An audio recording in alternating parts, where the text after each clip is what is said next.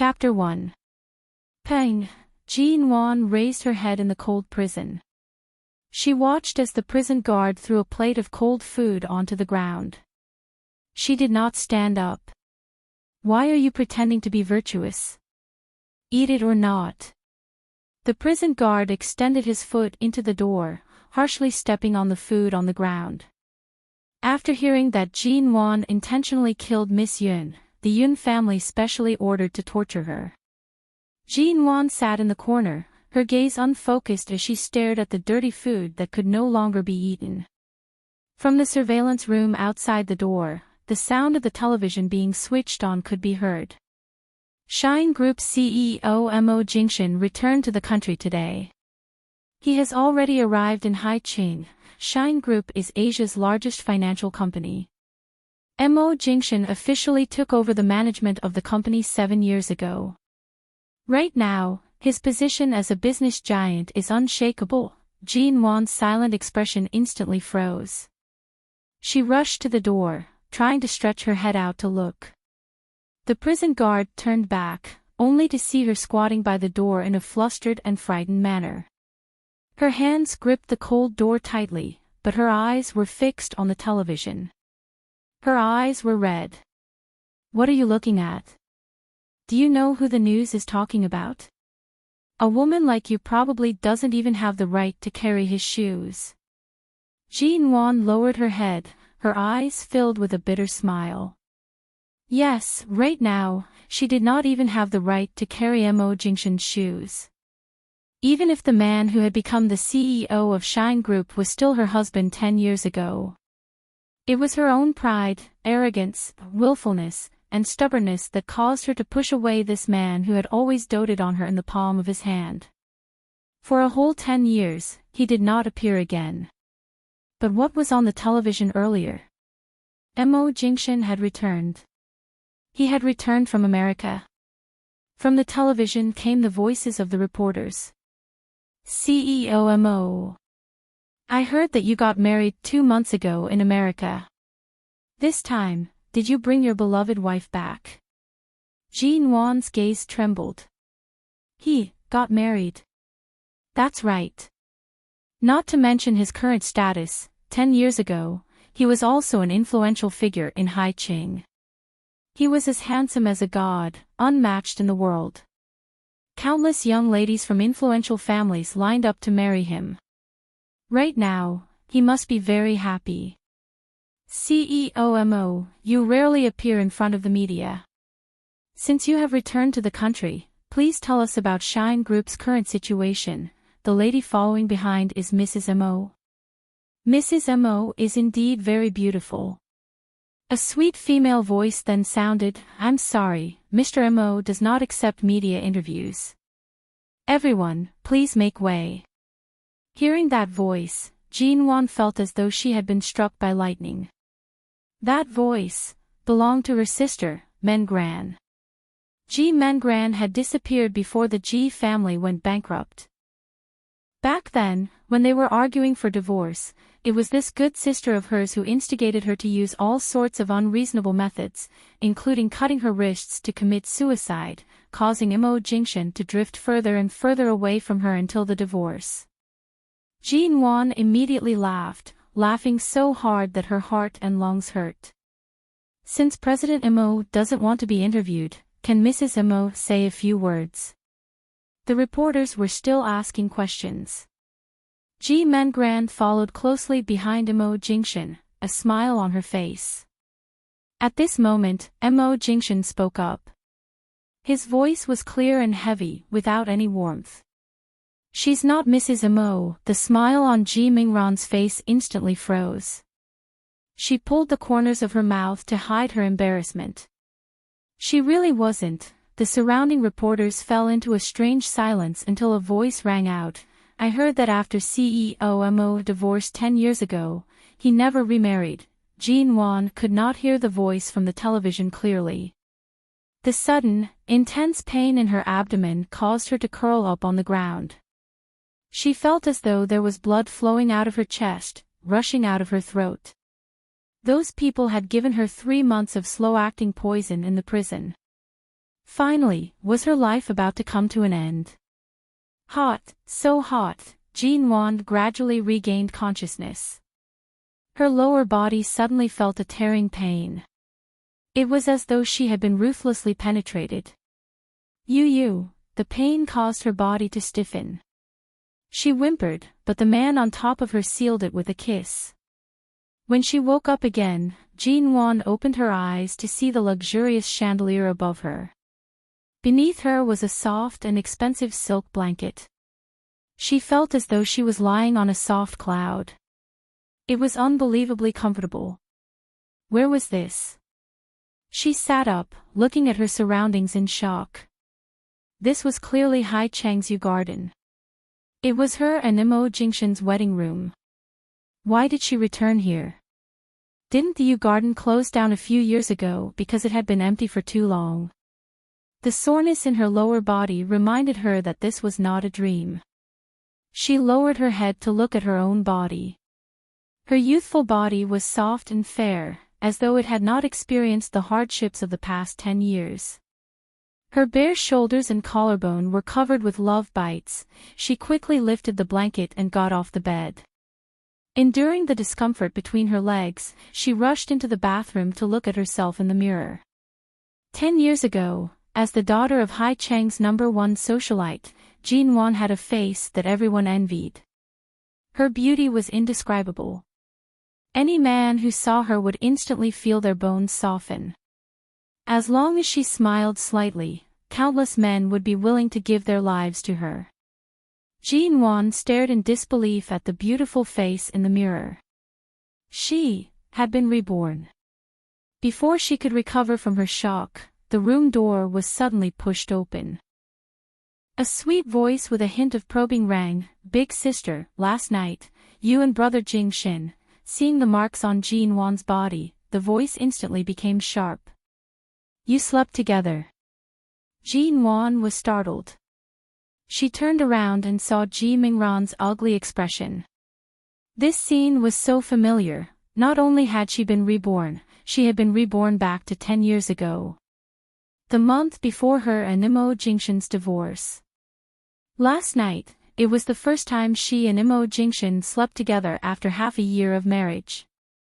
She had always been against this so-called family marriage and stubbornly wanted a divorce. Imo Jingshan had always been concerned about her feelings and had never forced her. In the month before the divorce, he still endured all of her temper.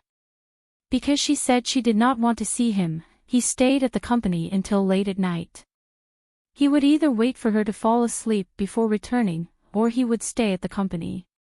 And everything that happened last night was Ji Mingran's idea. She said that as long as she drugged Imo Jingshan's wine and found a woman for him to accuse him of having an affair, Jean Wand could forcefully apply for a divorce.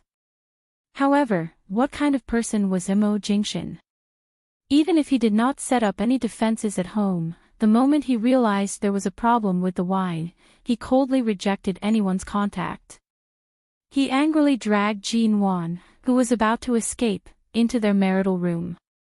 It was also this night that Jean Wand saw Imo Jingshan's other side for the first time. He was not as gentle as he appeared on the surface. It was not as if he could allow her to run amok forever. He pressed her down on the bed, ignoring her cries and punches. Not only did he solidify their status as husband and wife, he also tormented her for an entire night. Chapter 2. Everything that happened last night was so clear, so she had really been reborn. "Big sister, didn't we agree that after brother Jingshan drinks that cup of wine, I'll send him out of the garden?" Ji Mengran walked behind her, her tone concealing her unwillingness as she questioned. Jean Wand turned around, looking at her younger sister who often came to the garden to spend the night after they got married. Not noticing the coldness that flashed past Jean Wand's eyes, Ji Mengran only complained softly, "But why did you sleep on his bed?" Hearing this, Jean Wand asked with a smile that did not seem like a smile, "His bed? Isn't this our wedding room? I'm anxious for you. Now that the plan has been disrupted, who knows how long your divorce will be delayed." Ji Mengran instinctively furrowed her brows. Jin Wan walked up to her and looked at the see-through top she was wearing and the seductive makeup she had deliberately put on. Jin Wan calmly said, "Mengran, why are you wearing so little? Thankfully, I didn't ask you to send him out last night. If something had happened, I wouldn't be able to answer to my family." "Ah. Ji Mengran hurriedly hid the guilt in her eyes. "It was too hot last night, so I changed into a thinner set of clothes. It's early autumn now." "Is it very hot?" "It's not especially hot. Big sister, since the plan didn't succeed, I think you should pretend to commit suicide." Ji Mengran inexplicably felt that something was wrong. She cautiously changed the topic. "Oh. Suicide." Jin Wan dragged out her words. Now that she thought about it carefully, ever since they got engaged, Ji Mengran seemed to have changed into a different person. She would often talk about the dark secrets of rich marriages and bring up all kinds of failed marriages in front of her. This scared Jin Wan, who originally did not want to get married, even more. She became even more afraid of marriage and did not dare to get close to Mo Jingshan. "How about cutting his wrist? If he sees that you'd rather die than stay by his side, perhaps he'll agree to your request." Ji Mengran suggested innocently. "There's a risk in doing this. What if I lose too much blood and no one comes to save me?" Jin Wan smiled, but her smile did not have any warmth. What are you worried about? Regardless of whether Brother Jingshan rushes back or not, if there's any danger, I'll immediately call the doctor over." Jin Wan's expression did not change as she stared at Ji Mengran, who was only a year younger than her. She did not forget that when she cut her wrists, she lay in the bathtub filled with hot water. She had lost too much blood and was unable to get up.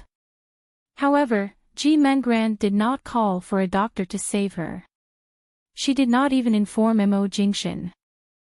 If it weren't for Mo Jingshan's sudden return, smashing the door open and carrying her out of the blood-soaked bathtub, Jin Wan most likely would not have survived to the day they divorced.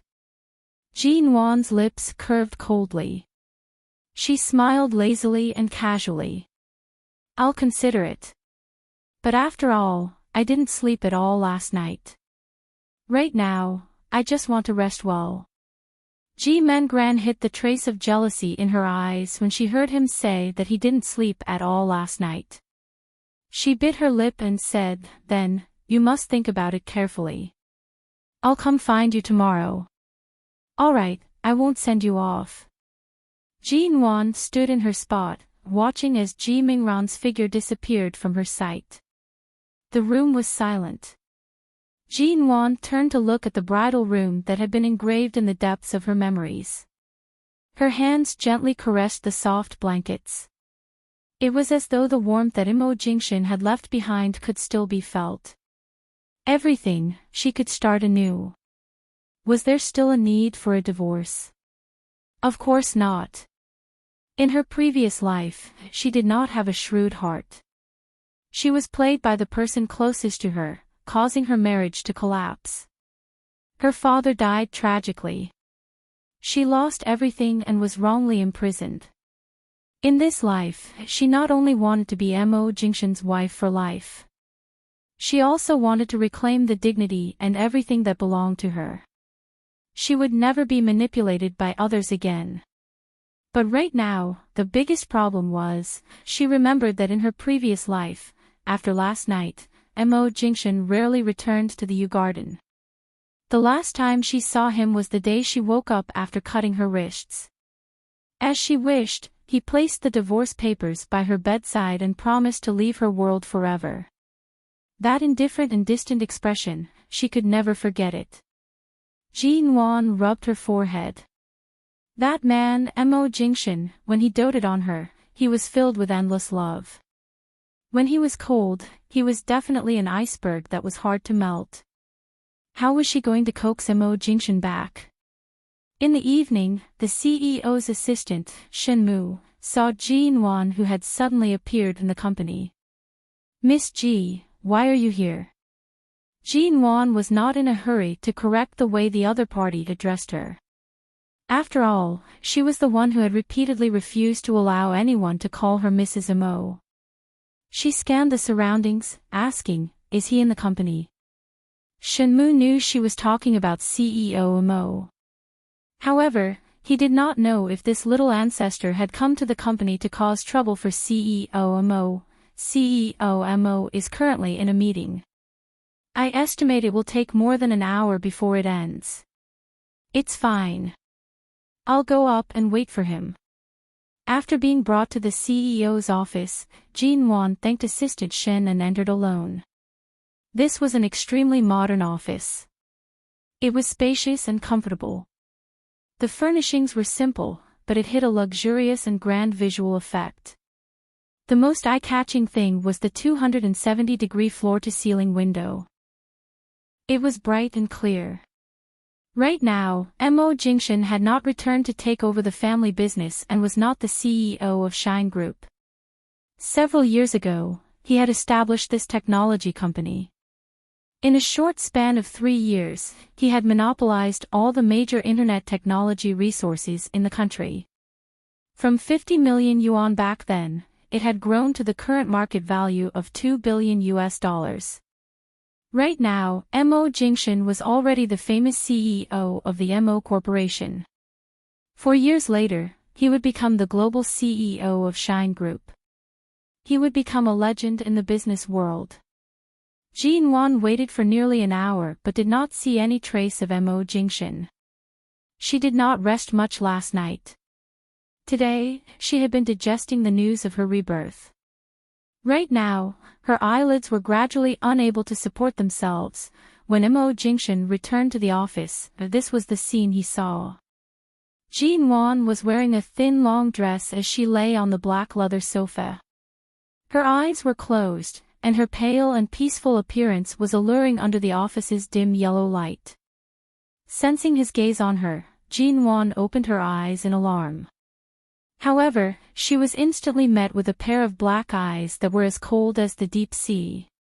She immediately sat up, raising her eyes to look at the man who was indifferently standing in the office.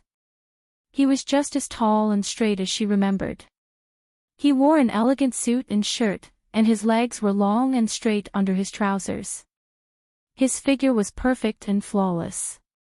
His face was also handsome to the point of causing one's hair to stand on end. "You're back." Jinwan immediately stood up. Mo Jingshan calmly responded, walking toward the office desk. Jinwan did not think through her actions. She subconsciously rushed to follow him, stepping forward to hold his arm. This action not only caused Mo Jingshan's figure to falter. Even Jinwan herself felt awkward. She did not know whether to retract her arm or not. She seemed to have never been so proactive toward him. Chapter 3. Jinwan raised her eyes, asking him, "Do you want to return to the Yew Garden for dinner tonight?" Mo Jingshan loosened his collar and did not speak. "I learned how to cook from Auntie Chin." Hearing this, Mo Jingshan glanced at her. "You cook?" From his words, it was as though she, Jinwan, was a rich young lady who did not do housework. Even if she was once like that, it was no longer the same now. "And, do you want to go back and have a taste?" Jinwan gazed at him, a smile appearing on her face. Mo Jingshan's smile was cold. "You couldn't drug me, so you changed it to poison me." As expected, she had too many black marks. Drugging him only happened last night. In the past.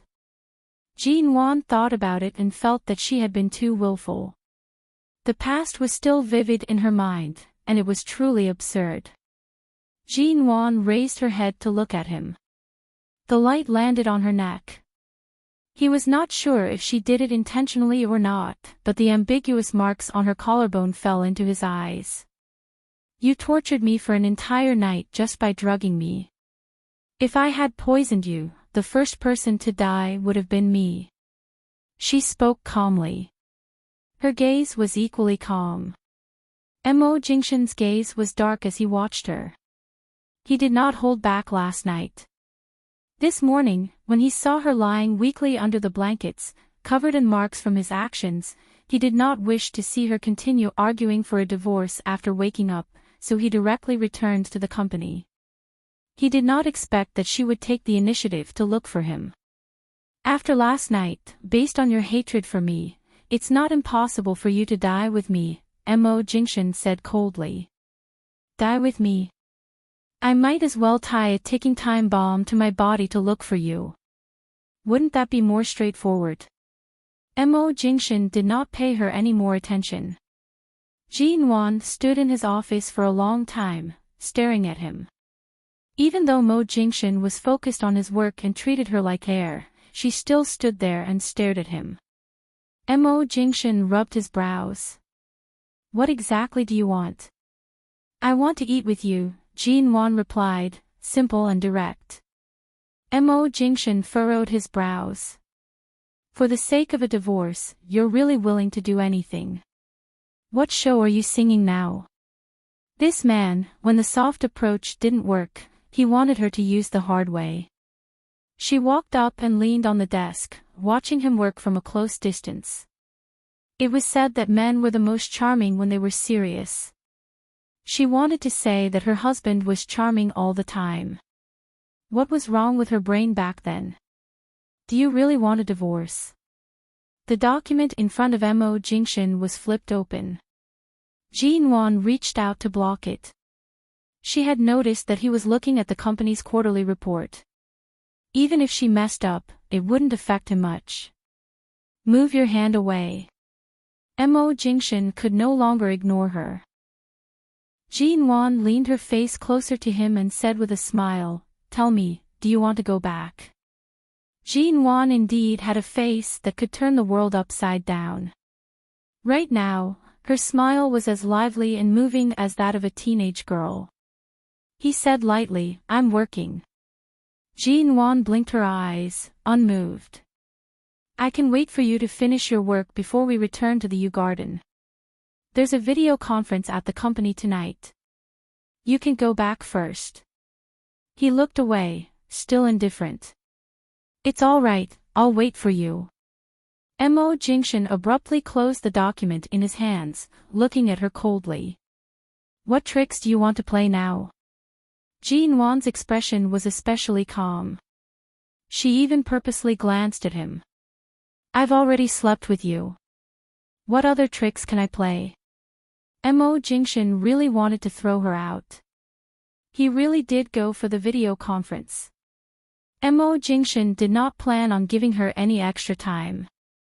2 hours passed, but Mo Jingshan did not return. Jinwan had just fallen asleep on the sofa when she abruptly woke up. Would he leave her hanging like this? Would he let her sleep in the office for the entire night? After all, she had indeed gone overboard in the past. If he really left her hanging like this, it was not impossible. After thinking about it, Jinwan stood up and pushed open another door in the CEO's office. As expected, it was the resting room in Mo Jingshan's office.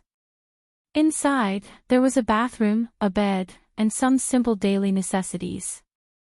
Jinwan was used to showering before 10 o'clock p.m. In her previous life, when she was imprisoned for 3 months, she was only allowed to shower once a month. She always felt as though there were cockroaches and ants crawling on her body. Right now, she was even more sensitive to the slightest bit of sweat on her body. Should she take the chance to shower before Mo Jingshan returned? She walked in. Because she did not have any clothes to change into, she found a white men's shirt in the closet and brought it into the bathroom. 10 minutes passed. When Mo Jingshan ended the meeting and returned, Jinwan was nowhere to be seen. The office was quiet. The only thing left was the faint scent of Jinwan's body. Mo Jingshan looked at the empty office and paused in silence for a long time. He was just about to enter to pick up his suit jacket when he suddenly heard rustling sounds from the break room. She hadn't left yet. After showering, Jin-won walked out of the bathroom wearing Jingxin's shirt. As she walked, she dried her long hair that was still dripping with water. The sound of the door opening came from the front. She subconsciously raised her head and was shocked to see Jingxin appear by the door. Her hand that was drying her hair froze for a moment. Jingxin clearly did not expect to see such a scene after entering. Jin-won was showering in his place. She was even wearing his shirt in the dimly lit room. Her eyes were misty and dazed. His shirt was very large, and the collar occasionally slid down from her shoulders, revealing her snow-white skin. Jin-won was suddenly burned by Jingxin's gaze. She subconsciously pressed her legs together, and her face heated up because she was completely naked under his shirt. "I thought you would leave me here tonight and not come back." She put down the towel, explaining why she had uninvited herself into his break room. Jingxin shifted his eyes away. "Wear your own clothes." "I didn't bring a change of clothes, but earlier I called the U-Garden. Someone should be sending it over soon." She walked toward him as she spoke. "Are you done with your work now? Then can you follow me back to the U-Garden?" Jingxin silently watched this woman who was not afraid of death and dared to dress like this. "What time is it now? It should be very late, right?" Jin-won muttered to herself while hugging his arm. She looked at the time on his Patek Philippe men's watch. It was already 10:00 in the evening. The watch was very nice and suited his cold and noble temperament. How on earth did such a classy man fall for her?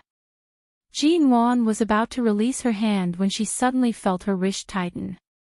Jingxin had pulled her against the wall by the side, pressing her firmly between the wall and his body.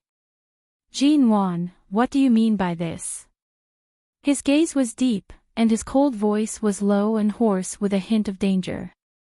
Jin-won stared at him for a long time before speaking up. Her tone was slow and firm.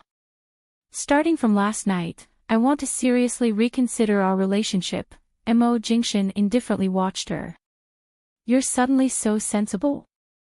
What's the price? Divorce?" In her previous life, she had suffered greatly from the divorce. Jin-won's bright gaze met his. Chapter 4. Jingxin's gaze trembled as he stepped back. Jin-won did not know where her courage came from. She stood on her tiptoes and once again sent her lips forward. She stubbornly tugged at his collar, unwilling to let go. She refused to let go. Jingxin pushed her away slightly roughly, scolding hoarsely, "Jin-won, do you know what you're doing?" "I know. I'm very clear-headed." Jin-won pressed closer to him, her clear eyes watching him. Jingxin, tonight, I'll stay with you at the company or go home together. You choose." The night could conceal many things, but it could not conceal the determination in Jin-won's eyes. Jingxin stared at her for a long moment. Jin-won returned his gaze without any fear. In the end, Jingxin did not answer her. However, his action of placing his jacket on her was the most direct answer he could give. Seeing this silent action, Jin-won's eyes became slightly hot. He was clearly still angry at her, yet he could not help but treat her well. She really hated herself for being so cruel and unscrupulous. On the way back to the U-Garden, Jin-won sat in Jingxin's car. Her fair fingers played with the seatbelt in front of her. From time to time, she shifted her eyes, secretly glancing at the man who was calm and indifferent as he drove. The streetlights and neon lights outside shone in through the car window. His clear brows were hidden under the colorful night. Thinking of what she had done in the past, based on Mo Jingshan's powerful family background and everything he had, he could easily leave her at home and go out to play with female celebrities or women from the socialite circle whenever and wherever he wanted. However, it seemed like he had never taken a second glance at those women. She abruptly opened her mouth to break the silence in the car. The Mo family's chauffeur rarely appears. Do you usually drive back by yourself? Occasionally. You didn't sleep much last night, and you've worked all day today. Aren't you tired? Hearing this, Mo Jingshan glanced at her. That gaze seemed to be saying, wasn't it all thanks to her that I didn't sleep last night? Jin Wan immediately turned her head away from his meaningful gaze. Her ears were slightly hot. What I mean is, don't neglect your health because of work. In the future, when you have to leave work, go home. When you have to rest, go. Before she could finish her sentence, suddenly, a large overloaded truck sped from the intersection in front of them. It did not slow down when it turned, as if it had lost control of the brakes and rushed straight in their direction. Be careful. Jin Wan hurriedly called out. Mo Jingshan had already turned the car around, avoiding the truck that was charging toward them. The ear-piercing sound of brakes rang out. Jin Wan had been holding on to her seatbelt, causing her body to lose its protection. She rushed forward and hit her head. She cried out in pain. Did it hurt? Mo Jingshan immediately reached out and carefully examined her slightly red forehead. See, don't touch. Jin Wan's face scrunched up in pain as she pushed his hand away from her head. Mo Jingshan pressed her down, raised his hand to touch the back of her head, and sternly forced her to turn her head around. He saw that her head was not light. Soon, it was red and swollen, and even her eyes were red from the pain. He furrowed his brows. Very badly. Very painful. Are you dizzy? Painful. Jin Wan's voice was soft. Actually, it was just a bump. At most, it would be swollen tomorrow. She did not want to be too spoiled, but when she caught sight of the heartache and concern in his eyes, she subconsciously wanted to be spoiled. Mo Jingshan's concern, this sense of belonging that she had not felt in a long time. Her husband, who was so close to her and would still care for her, was really good. I'll send you to the hospital. Mo Jingshan pushed her to sit properly and helped her fasten her seatbelt. The moment Jin Wan heard the word hospital, she shivered. She rushed to press her head with her hand. It's not that serious. It's already so late. It's best not to trouble the doctor. Mo Jingshan did not give her any chance to refuse, using his gaze to warn her not to move. I'm really fine, there was a city hospital nearby. Mo Jingshan ignored her soft protests and directly sent her to the consultation room. It was only after Jin Wan's forehead was covered with medicine and the doctor confirmed that her injury would only swell for a few days and that she would not even have a slight concussion did he finally agree to bring her home. The moment they returned to the Yew Garden, Auntie Chin saw the obvious horn on Jin Wan's forehead. She ran over with a surprised expression and helped her to sit on the sofa as though she was too weak to stand up to a gust of wind. Miss Ji, what's wrong? Does it hurt? Jin Wan smiled. It's all right. It's just a bump. It'll be fine in 2 days. Why is it so swollen? Have you seen the doctor? I've already seen it. Auntie Chin nodded. She suddenly returned to her senses and realized that Jin Wan seemed to have returned with Mr. Mo earlier. Jin Wan also raised her head to look at Mo Jingshan. She saw that he said a few words to the helper by the door and then walked in without looking at her. Auntie Chin, in the future, you can just call me Mrs. Mo or young madam. Either is fine, Jin Wan suddenly said before Mo Jingshan walked far away. Auntie Chin was stunned for a moment before she immediately put on a joyful expression. Madam. Mrs. Mo. It seemed like Miss G had thought things through and was finally going to live happily with Mr. Mo. Furthermore, they had returned together earlier. Auntie Chin happily went to prepare supper. Jean Wan glanced at the time and stood up to say, "You guys go rest. I'll make supper." "Ah, madam." Auntie Chin looked at her in surprise. How could a rich young lady like Jean Wan know how to cook? In the past, she could not even stand the smell of cooking oil in the kitchen. "You have a wound on your head. How can you make supper? Go back to your room and sleep early." Mo Jingshan finally returned. Jean Wan did not respond. She only said to Auntie Chin and the other helpers, "It's late. Go rest." Auntie Chin originally wanted to speak, but seeing that Mr. Mo had returned, she immediately shut her mouth. She nodded and left the hall. "You probably haven't eaten tonight. It's already so late. Cooking noodles is the easiest. Wait for me." She looked at Mo Jingshan and turned to head to the kitchen. Mo Jingshan held her wrist the moment she passed. He stared at her for a moment to make sure she was not joking. He asked mildly, "You know how?" Jean Wan's lips curved up. She was still very confident in her current cooking skills, but she did not deliberately boast. "I'm not sure if it'll taste good, but it'll definitely be cooked." Mo Jingshan glanced at the wound on her head. Although he did not plan to let her enter a place like the kitchen, seeing her excited appearance did not dampen her rare interest. He released her hand. Jean Wan could feel the warmth of his palm on her slender wrist. Chapter 5. Not long after, Jean Wan came out with 2 bowls of piping hot noodles. When she turned back, she saw that Mo Jingshan was on the phone. After Mo Jingshan ended the call, he turned back to see that Jean Wan was sitting by the dining table, watching him anxiously. This was the first time in her 2 lives that Jean Wan had personally cooked for him. Although she appeared calm on the surface, her heart was still slightly nervous.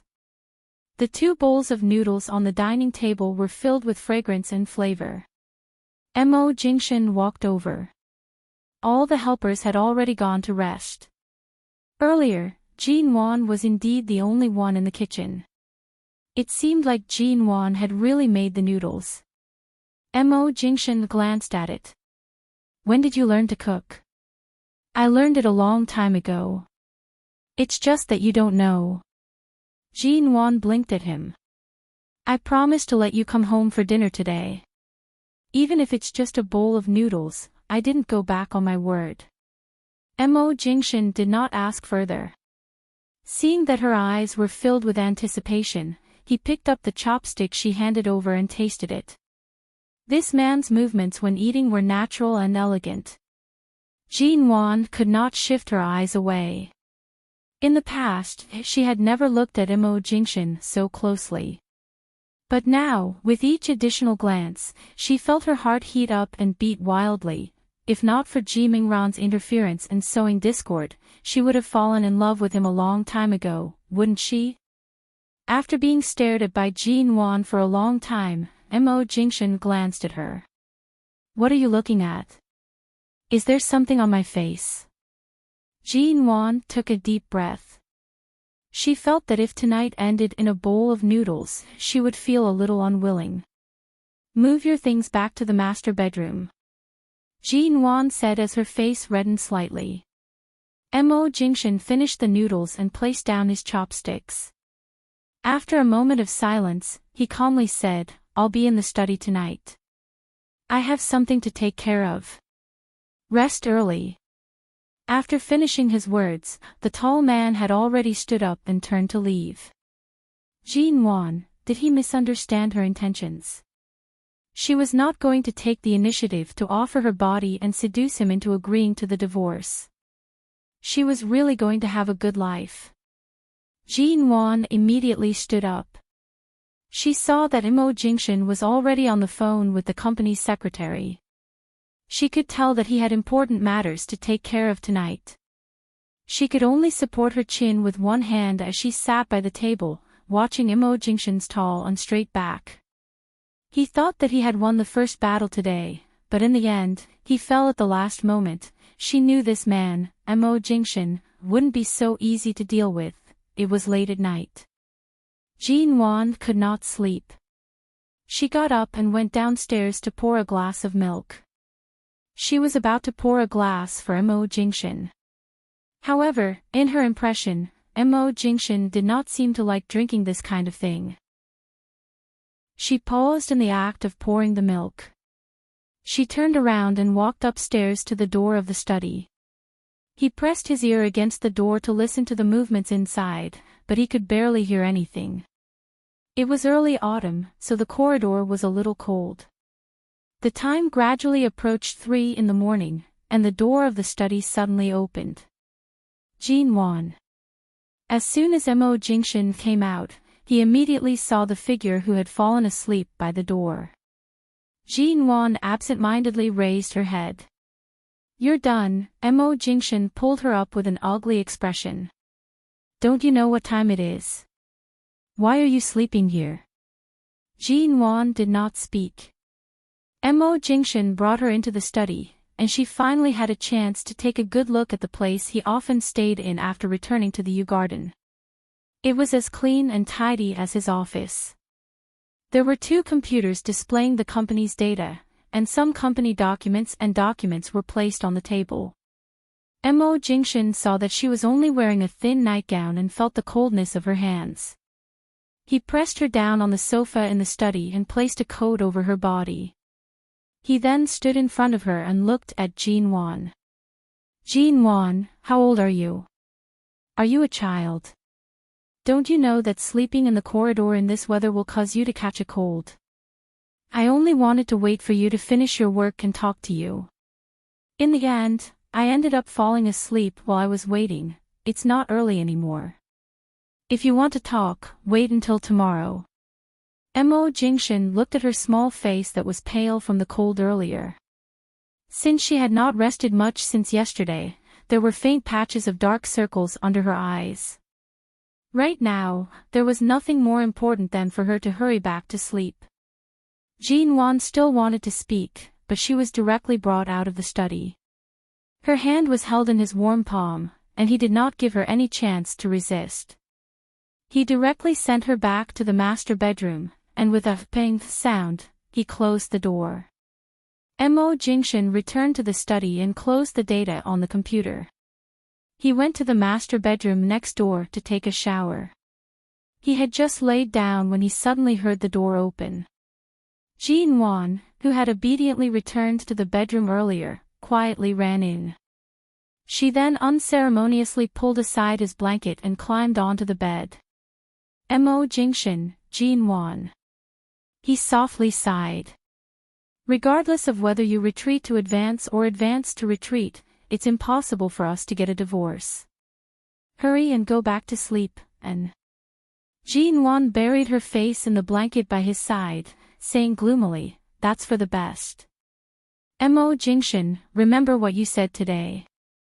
In the future, no matter what, we won't get a divorce." Immerse appeared as though he did not hear her words. He directly held her shoulders and lifted her up, suspecting if there was something wrong with her brain today.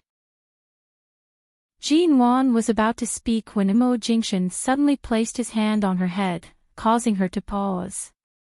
She allowed his hand to caress her forehead. In the end, his warm fingertips avoided her swollen forehead. "You don't have a fever," he calmly said after caressing her head. "It doesn't seem like you took the wrong medicine." Jinwan did not speak. Her 2 hands tightly gripped onto his blanket. She had a righteous look on her face, as if she was determined to sleep with him no matter what. However, the white and tender toes that were exposed outside the quilt revealed the nervousness and shyness in her heart. Her toes were slightly curled up, and there was a trace of indescribable cuteness.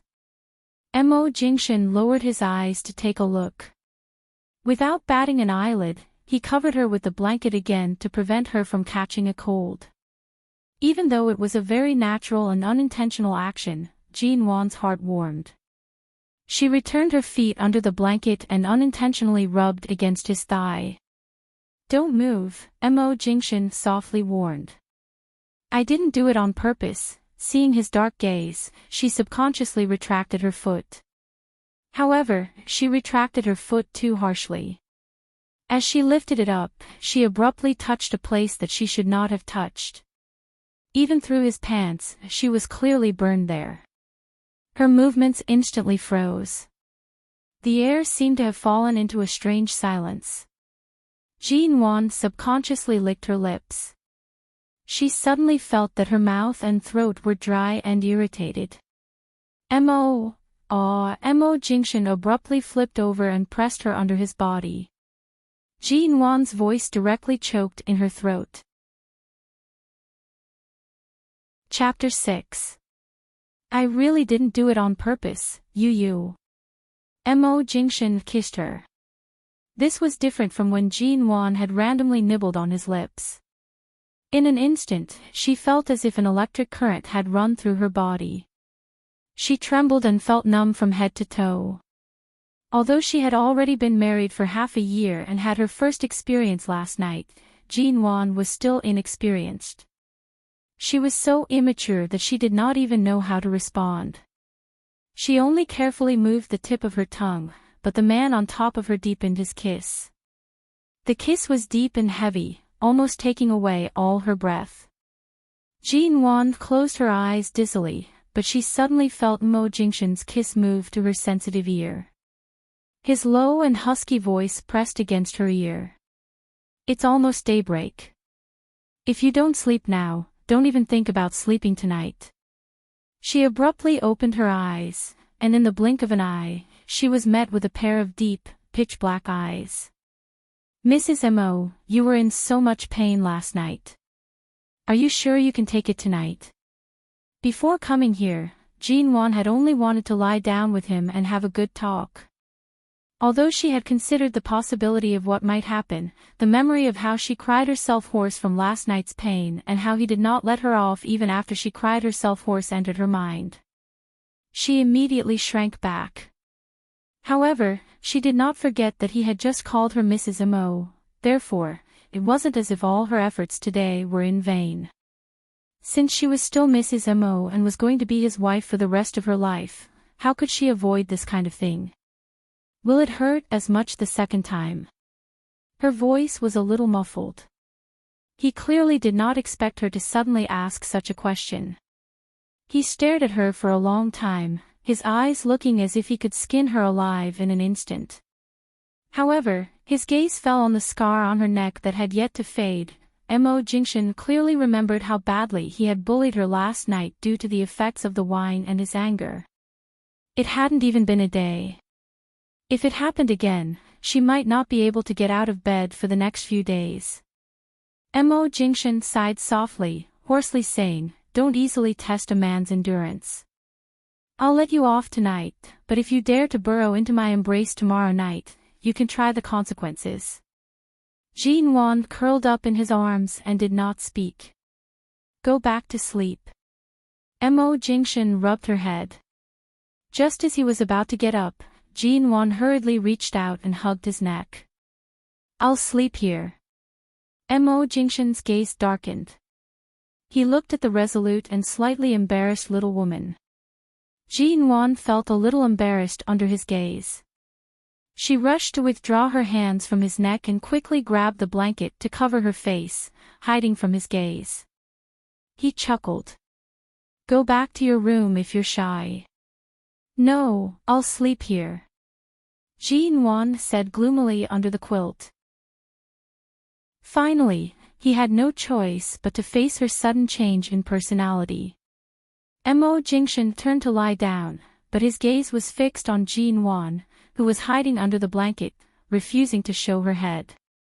The surroundings suddenly became very quiet. Jean-Wan quietly pulled the blanket down. She raised her eyes to see Mo Jingshan lying by the side. His clear and bright gaze was fixed on her. Jean Wan was embarrassed. She met his gaze and softly asked, "You're not sleeping? How can I sleep with you lying here?" Jean Wan subconsciously glanced at the bed beneath them. This bed isn't small. It's no different from the bed in the master bedroom. I won't squeeze you if I sleep here. Why can't I sleep? Mo Jingshan smiled at her words. What are you smiling at? Jean Wan thought that he still did not believe in her sincerity. She snuggled closer to him under the blanket, expressing that she really did not plan on living apart from him. Jean Wan. He suddenly called her name. His voice was low and husky.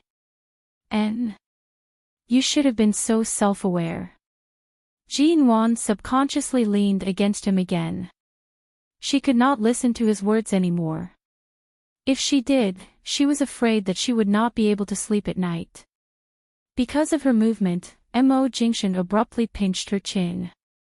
He bent down and gave her a deep kiss. He only released her when Jean Wan's breathing became ragged. If they continued kissing, neither of them would be able to sleep tonight. Jean Wan's face turned red from the kiss. She squirmed into the blanket, but Mo Jingshan suddenly got off the bed. She rushed to sit up, hugging the blanket. Where are you going? Mo Jingshan did not turn back as he entered the bathroom. He only threw down 2 words, shower. Jean Wan was stunned. Didn't he just shower? What was there to shower for? It was only when she heard the sound of running water from the bathroom that she finally understood. Her face was flushed, and she almost laughed out loud. She laid back down, hugging the blanket in her arms. She breathed in the clean scent that belonged to Mo Jingshan. At 6:00 in the morning, there was a thin mist. Jean Wan woke up from the nightmare of her previous life. She opened her eyes and abruptly sat up on the bed. The seat by her side was already empty. The silence in the room caused her heart to feel empty. She quickly pulled the blanket aside and got off the bed. However, because her movements were too fast, she staggered and reached out to grab onto the table by the side. The sound of the door being pushed open came from the front. Jean Wan raised her head to see Mo Jingshan standing there, dressed neatly. He appeared to have just woken up. He had just showered and was dressed in a shirt and long pants, clean and fresh. Are you not feeling well? Mo Jingshan saw that Jean Wan's face was pale to the point of being translucent and walked over. However, Jean Wan had been staring at him the entire time. Even when he approached and when he placed his hand on her head in concern, she was still staring at his movements. It turned out that everything that happened yesterday was not a dream. Mo Jingshan retracted his hand due to her gaze. In the past, she was very resistant to his touch. Perhaps yesterday's abnormality was due to a nightmare. Was she awake today? Was she going to push him away with all her might? Dizzy? He did not continue touching her. It might be the repercussions from hitting your head last night. Go for a brain CT scan today. I'll call Andy Chin over to help you change your clothes. After finishing his words, Mo Jingshan's gaze was indifferent as he turned to leave. Mo Jingshan. Jean Wan did not even think before calling out to him. The man who had just turned away turned back. Jean Wan abruptly bumped into his embrace. Mo Jingshan's body faltered. He subconsciously raised his arms to hold her, but the little woman in his arms was 1 step ahead of him. She hugged his straight back tightly, her hands wrapped tightly around his waist. He was startled by her actions for 2 seconds. He then lowered his eyes to look at the little head in his embrace. He placed his hand on her head and patted it comfortingly. If you're not feeling well, go to the hospital, and Jean Wan did not speak. She only hugged him tightly, breathing in the morning scent of the man's body. Did you have a nightmare? He asked. Jean Wan was still hugging his straight back tightly. She was filled with reliance and was unwilling to let go. Her voice was slightly hoarse as she said, "I dreamed that you didn't want me anymore.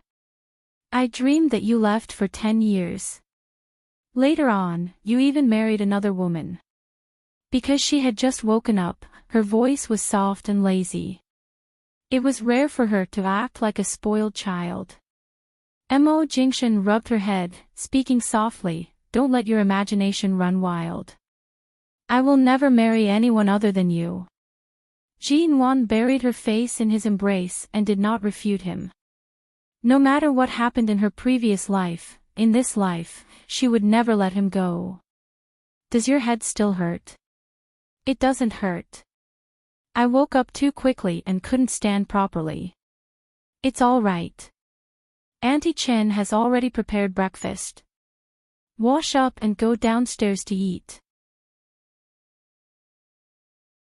Chapter 7. Jin Wan sorted out her emotions and realized that she had not combed her hair or washed her face after waking up. She was standing in front of him. She immediately raised her hand to scratch her hair in embarrassment. She then covered her face and turned to head to the bathroom.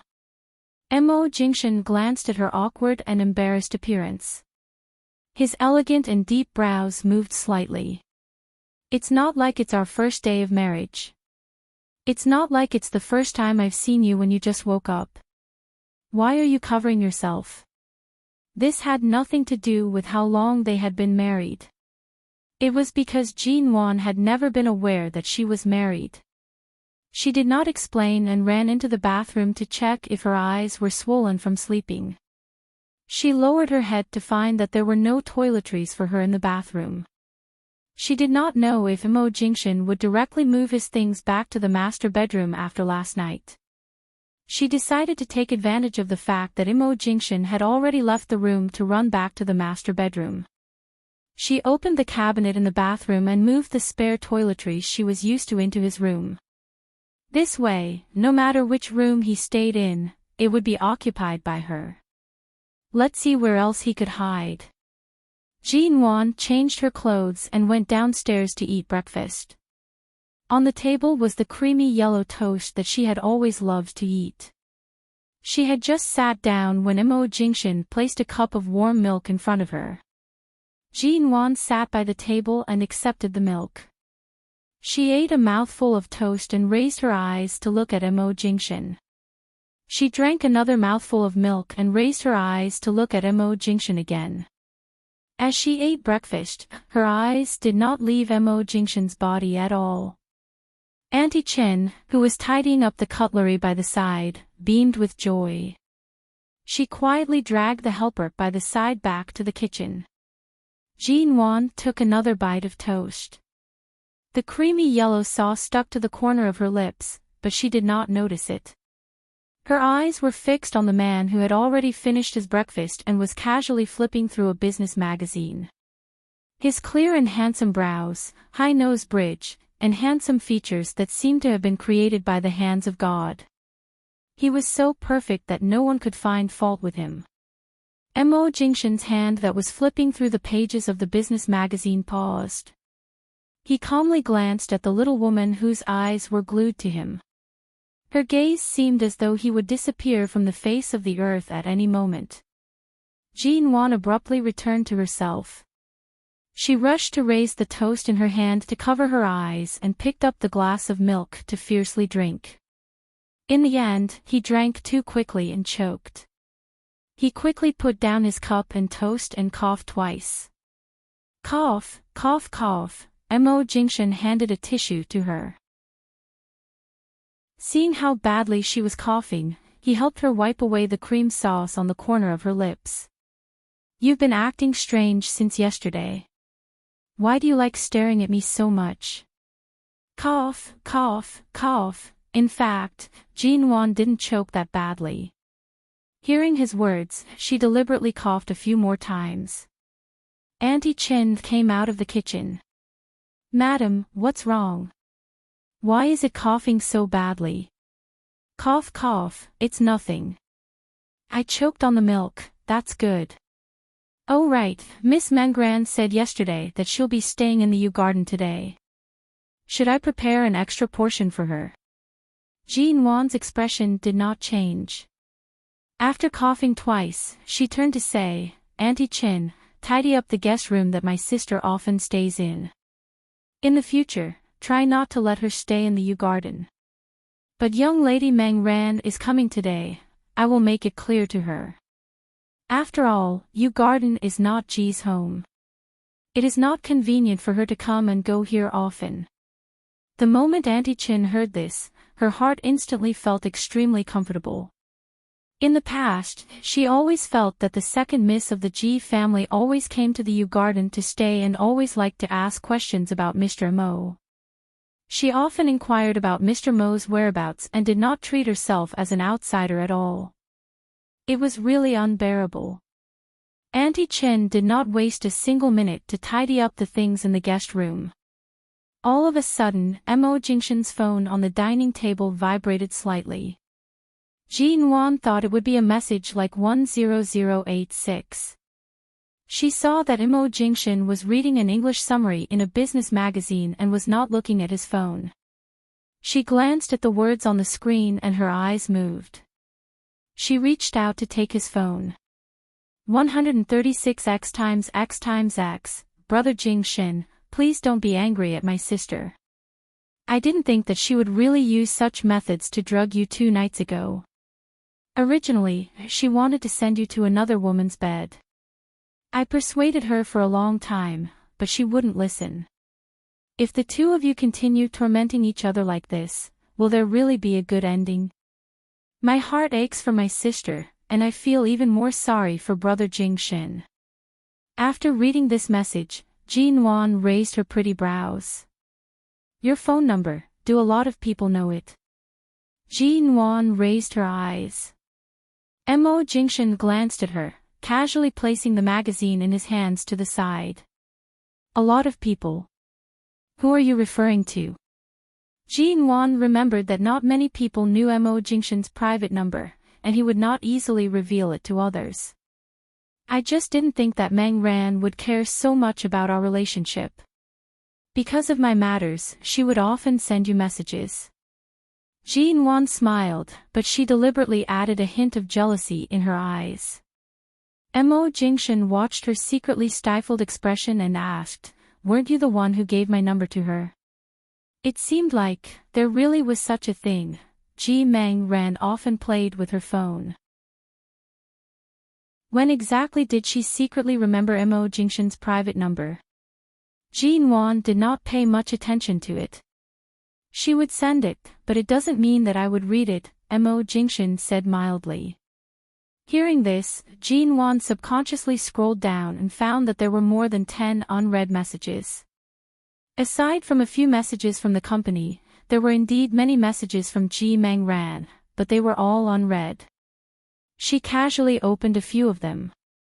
The contents of the messages were all about her playing the role of a good younger sister. On the surface, she was speaking up for her older sister with good intentions, but in reality, she was described as unreasonable and even strange. As expected, she was extremely ambitious. Mo Jingshan calmly said when she suddenly fell silent, being young doesn't mean you're innocent. Family cannot represent complete trust. It's not necessarily a bad thing for you to see things clearly early. Jean Wan suspiciously stared at the man in front of her who seemed to have seen through everything. No wonder Mo Jingshan rarely returned when Ji Meng Ran came to stay. It was likely that he had long seen through Ji Meng Ran's unruly thoughts. She really should have slapped herself awake 10 years ago. How could her heart be so big? Jean Wan harshly slapped her head twice. In the end, she slapped the area where she had bumped into last night. She immediately cried out, and her entire face scrunched up in pain. Mo Jingshan stood up and walked over, tugging her hand away. Seeing that her forehead was still slightly swollen, his brows furrowed silently. Isn't it painful enough? Must you only stop when you're injured further? Jean Wan raised her head. The pain was so intense that tears were about to come out. She then glanced at his stern expression and revealed a remorseful expression. I won't let anyone casually stay in the Yew garden anymore. Did I cause trouble for you previously? Chapter 8. Everything that had to do with her was not troublesome. Jinwan's heart rippled as she threw herself into his embrace. After being pounced on by her twice in the morning, Mo Jingshan could be considered to have gotten used to her sudden sweetness and passion. He lowered his eyes to look at her small head rubbing against his chest and caressed it. If you're full, return to your room to rest. It's already autumn. Don't catch a cold. Sleep after eating. Do you think I'm a pig? Jinwan's face rubbed against his chest. She suddenly noticed that the surrounding helpers were all bashful and awkward. She immediately withdrew from his embrace, only to see that Mo Jingshan was looking down at her with a faint smile that was difficult to understand. Weren't you always like this in the past? I was. In the past, Jinwan would eat breakfast with him like she had no choice. She would finish it quickly and then find an excuse to return to her room to rest. She was not willing to spend even a minute more with him. Cough, I didn't sleep well recently. When I woke up in the morning, I went back to sleep, that's all. Jinwan poked her own face as she explained. You see, only good sleep can have good skin. Mo Jingshan chuckled softly at her awkward explanation. He did not refute her obvious sophistry. Seeing that he did not believe her, she directly grabbed his hand and pressed it against her face. If you don't believe me, touch it. Isn't it smooth and tender? Mo Jingshan's warm fingertips caressed her face. Jinwan tugged on his hand but was unable to control his fingers' movements. Instead, her chin was pinched by him. Her face immediately heated up as she watched the man who suddenly leaned closer. It's indeed smooth and tender. His voice was slightly husky. He used a voice that only she could hear to describe it. These words were originally used to describe her own face. However, when they came out of his mouth so softly, no matter how she heard it, it seemed to have some other meaning that made her face blush and her heart beat faster. Mrs. Mo, you're seducing me so directly. Do you not want me to go to the company? Mo Jingshan's voice was pressed against her lips. He was only a finger's distance away from kissing her. Jinwan's heart instantly skipped a beat. How could he be so seductive? How could Mo Jingshan be so seductive? Her brain must have been flooded with water in her previous life to have kept him at arm's length. Who said that an aloof and indifferent career man must be inflexible and boring when it comes to marriage and relationships? He was clearly teasing her to death. Jinwan closed her eyes, but after waiting for a long time, the kiss she expected did not fall. When she opened her eyes again, she saw that Mo Jingshan was staring at her. He had always been calm and self-restrained. He kept himself aloof from others and had always been good at reading people.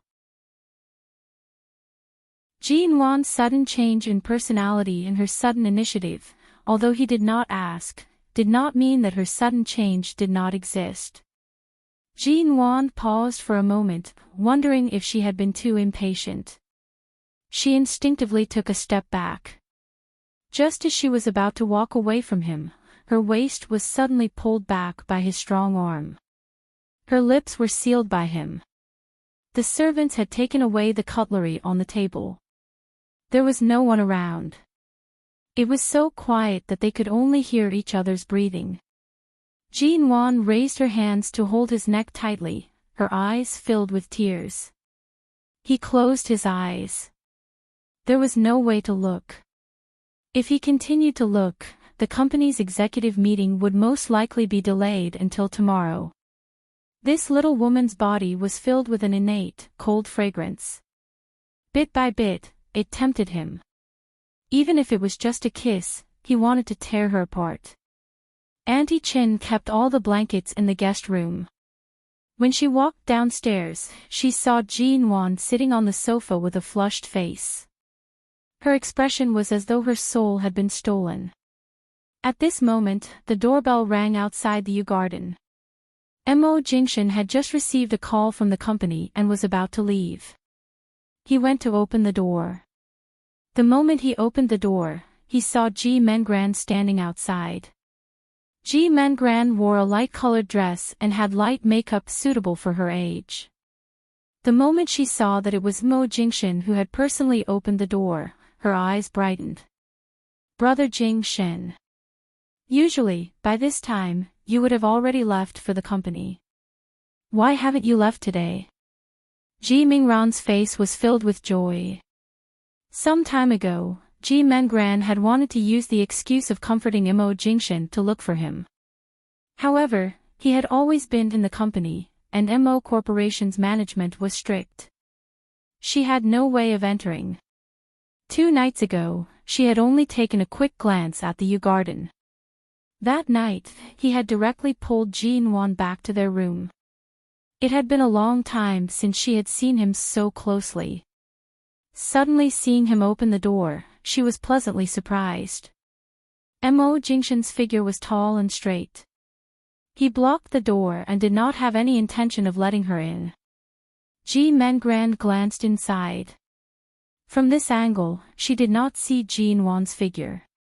She softly said, "Is my sister still sleeping?" She locks herself in her room all day and refuses to meet anyone. No wonder her personality is becoming more and more strange.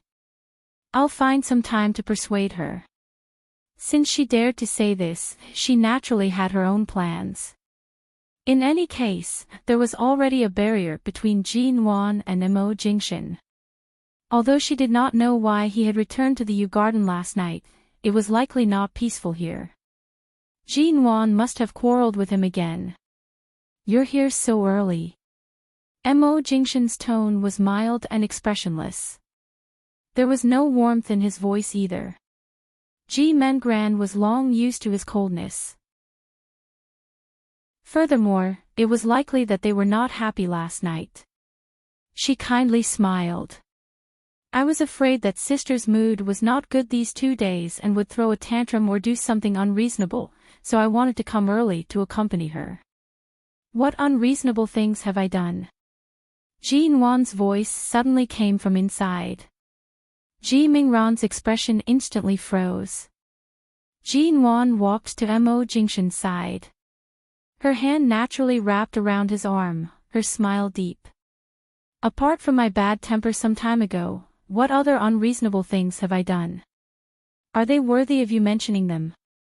Ji Mingran's expression was slightly dazed as she stared at Jinwan. She then looked at her and Mo Jingshan's linked hands.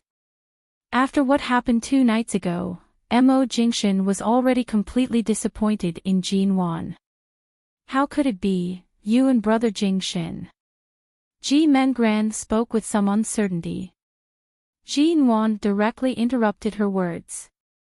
"Mengran, I've already been married for so long. Why haven't you changed your way of addressing me? He's your brother-in-law. You can't call him brother Jingshan anymore." Ji Mingran's expression was slightly heavy as she watched this scene. She took a deep breath and suddenly turned to ask, "Brother Jingshan, did you do something to my sister? In the past, she avoided you like the plague. Every time you touched her, she would take 8 to 10 showers. Why would she suddenly become so close to you?" Jinwan leaned against Mo Jingshan's side, speaking with a teasing expression, "Then won't she shed her skin? This sister of mine is indeed still young. Her words are always so impolite. It's so exaggerated that it makes one want to laugh." Mo Jingshan glanced at her. "No wonder it's so smooth and tender. It turns out that she has to take 8 to 10 showers a day." Chapter 9. Jinwan did not expect Mo Jingshan to have the potential to act coquettishly on the outside. She could not help but secretly glance at him. The interaction between the two of them was not obvious, but it was clear that they were not hiding anything. Ji Mingran's voice immediately became sharp. Big sister, what are you doing? Why are you exchanging glances?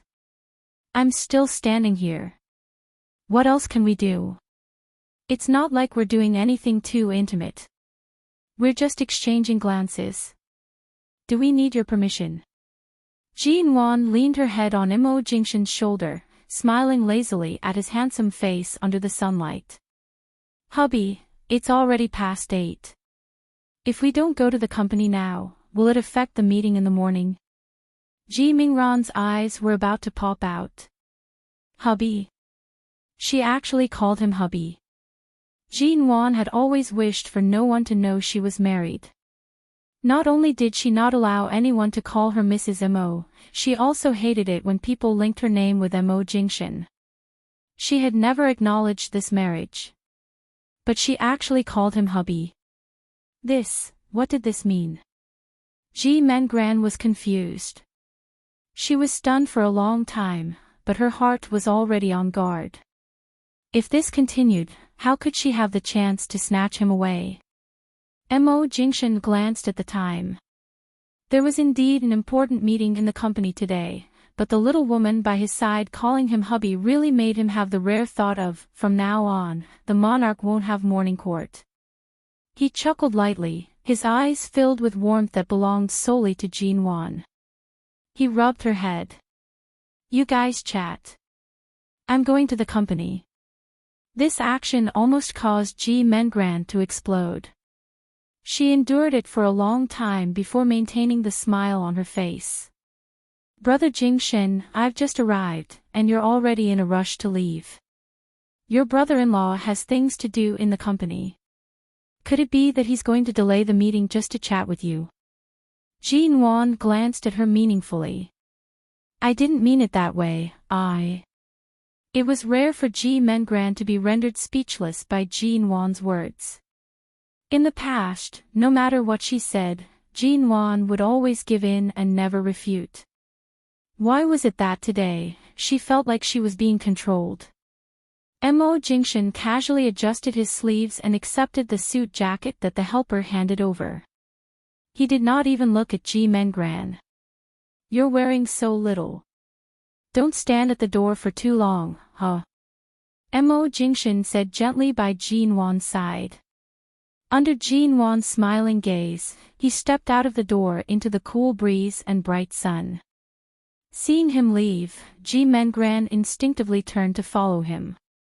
She suspected that Jin Wan had said something to him in the past 2 days. Otherwise, even if Mo Jingshan didn't pay much attention to her, due to his relationship with Jin Wan, he would at least say a few words to her. However, today, she felt uneasy. Before he could follow, Jin Wan suddenly grabbed his hand. Mengran, I have something to tell you. Jin Wan acted as though she did not see her anxious expression. Ji Mengran was suddenly held back and was slightly annoyed. She turned back but saw that Jin Wan's gaze was cold and indifferent. She instantly calmed down. I see that Brother Jingshan's mood is quite good today. Why don't you take advantage of his good mood to make things clear? If you have a good attitude and calmly and rationally express that you don't want to be with him, perhaps your divorce will come naturally. Whether we divorce or not, you always seem to be more anxious than me. Jin Wan stared at her. Ji Mingran's expression instantly changed. What do you mean by that? Haven't you always been the one who fought so hard to get a divorce? Back then, when you married Brother Jingshan, it was Dad who forced you to marry into the Mo family. You never agreed. If you didn't like to go against Dad since young, he wouldn't have been so angry as to disregard your wishes and marry you off. I was afraid that you wouldn't be able to get over it, so I often came to talk to you to relieve your boredom. Seeing that you were in so much pain, I racked my brains to come up with ideas for you so that you could get a divorce and regain your freedom as soon as possible. Could it be that I did something wrong? If she had not been reborn into this life, Jinwon would have really believed these words. After experiencing 2 lives, she finally understood how deep Ji Mingran's pretense was. Of course you didn't do anything wrong. Right now, Mo Jingshan and I have a rare harmonious relationship. If we can really be together, of course it's better than getting a divorce. Jinwon's voice was quiet, but it did not allow anyone to question her stance. Ji Mengran was silent for a few seconds. Her voice was somewhat strange as she asked, "You're not getting a divorce?" Jinwon curved her lips. Mo Jingshan is good in every aspect, whether it's his family background, ability, appearance, or character. There are also many women who like him. Why must I push away such a good person like him and make way for those women? Aren't you thinking too much? Ji Mingran's expression was slightly guilty.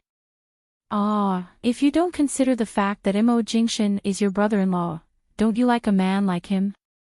Jinwon continued to look into her eyes. Big sister. What are you saying? Ji Mingran's heart instantly skipped a beat. Her eyes were filled with a trace of panic. It's just a joke. Why are you panicking? I'm not panicking. I'm just very, very surprised. Actually, this is also good. Ji Mingran's tone was stuttering. She forced out a smile, but no matter how hard she tried, she could not see any happiness in her expression. Otherwise, Dad's heart will always ache from anger because of your divorce. Otherwise, I'll always be worried that you won't be able to get over it. You don't have to worry. You also don't have to go through so much trouble to come to the U Garden to accompany me. Jinwon said as she turned back to look inside. She raised her voice to say, I've already asked someone to clean up the guest room. I'll arrange your things and have someone send them back tomorrow. Ji Mengran opened her mouth. Her eyes were filled with surprise, but she could not say a single word. Chapter 10. Walking out of the U Garden, Ji Mingran's heart was still filled with doubts. Could it be that the night before, when Mo Jingshan was drugged, she had purposely worn too little to arouse Jinwon's suspicions? Otherwise, how could her attitude have changed so much? She glanced around. Thinking that Mo Jingshan's car should not have gone far, she picked up her phone to call him. Anyway, she did not drive here this time, and the Ji home was on the way to the Mo Corporation building. If she asked Mo Jingshan to send her home, he would most likely agree. If she had the chance to sit in his car, she must have a good chat with him about Jinwon. The phone rang for a long time without being picked up. Ji Mengran did not give up and continued to call. Suddenly, she heard a phone ring behind her. She turned around in shock, only to see Jinwon walking out with Mo Jingshan's pure black phone. That phone was actually in Jinwon's hands. Ji Mingran's expression was indescribably wonderful.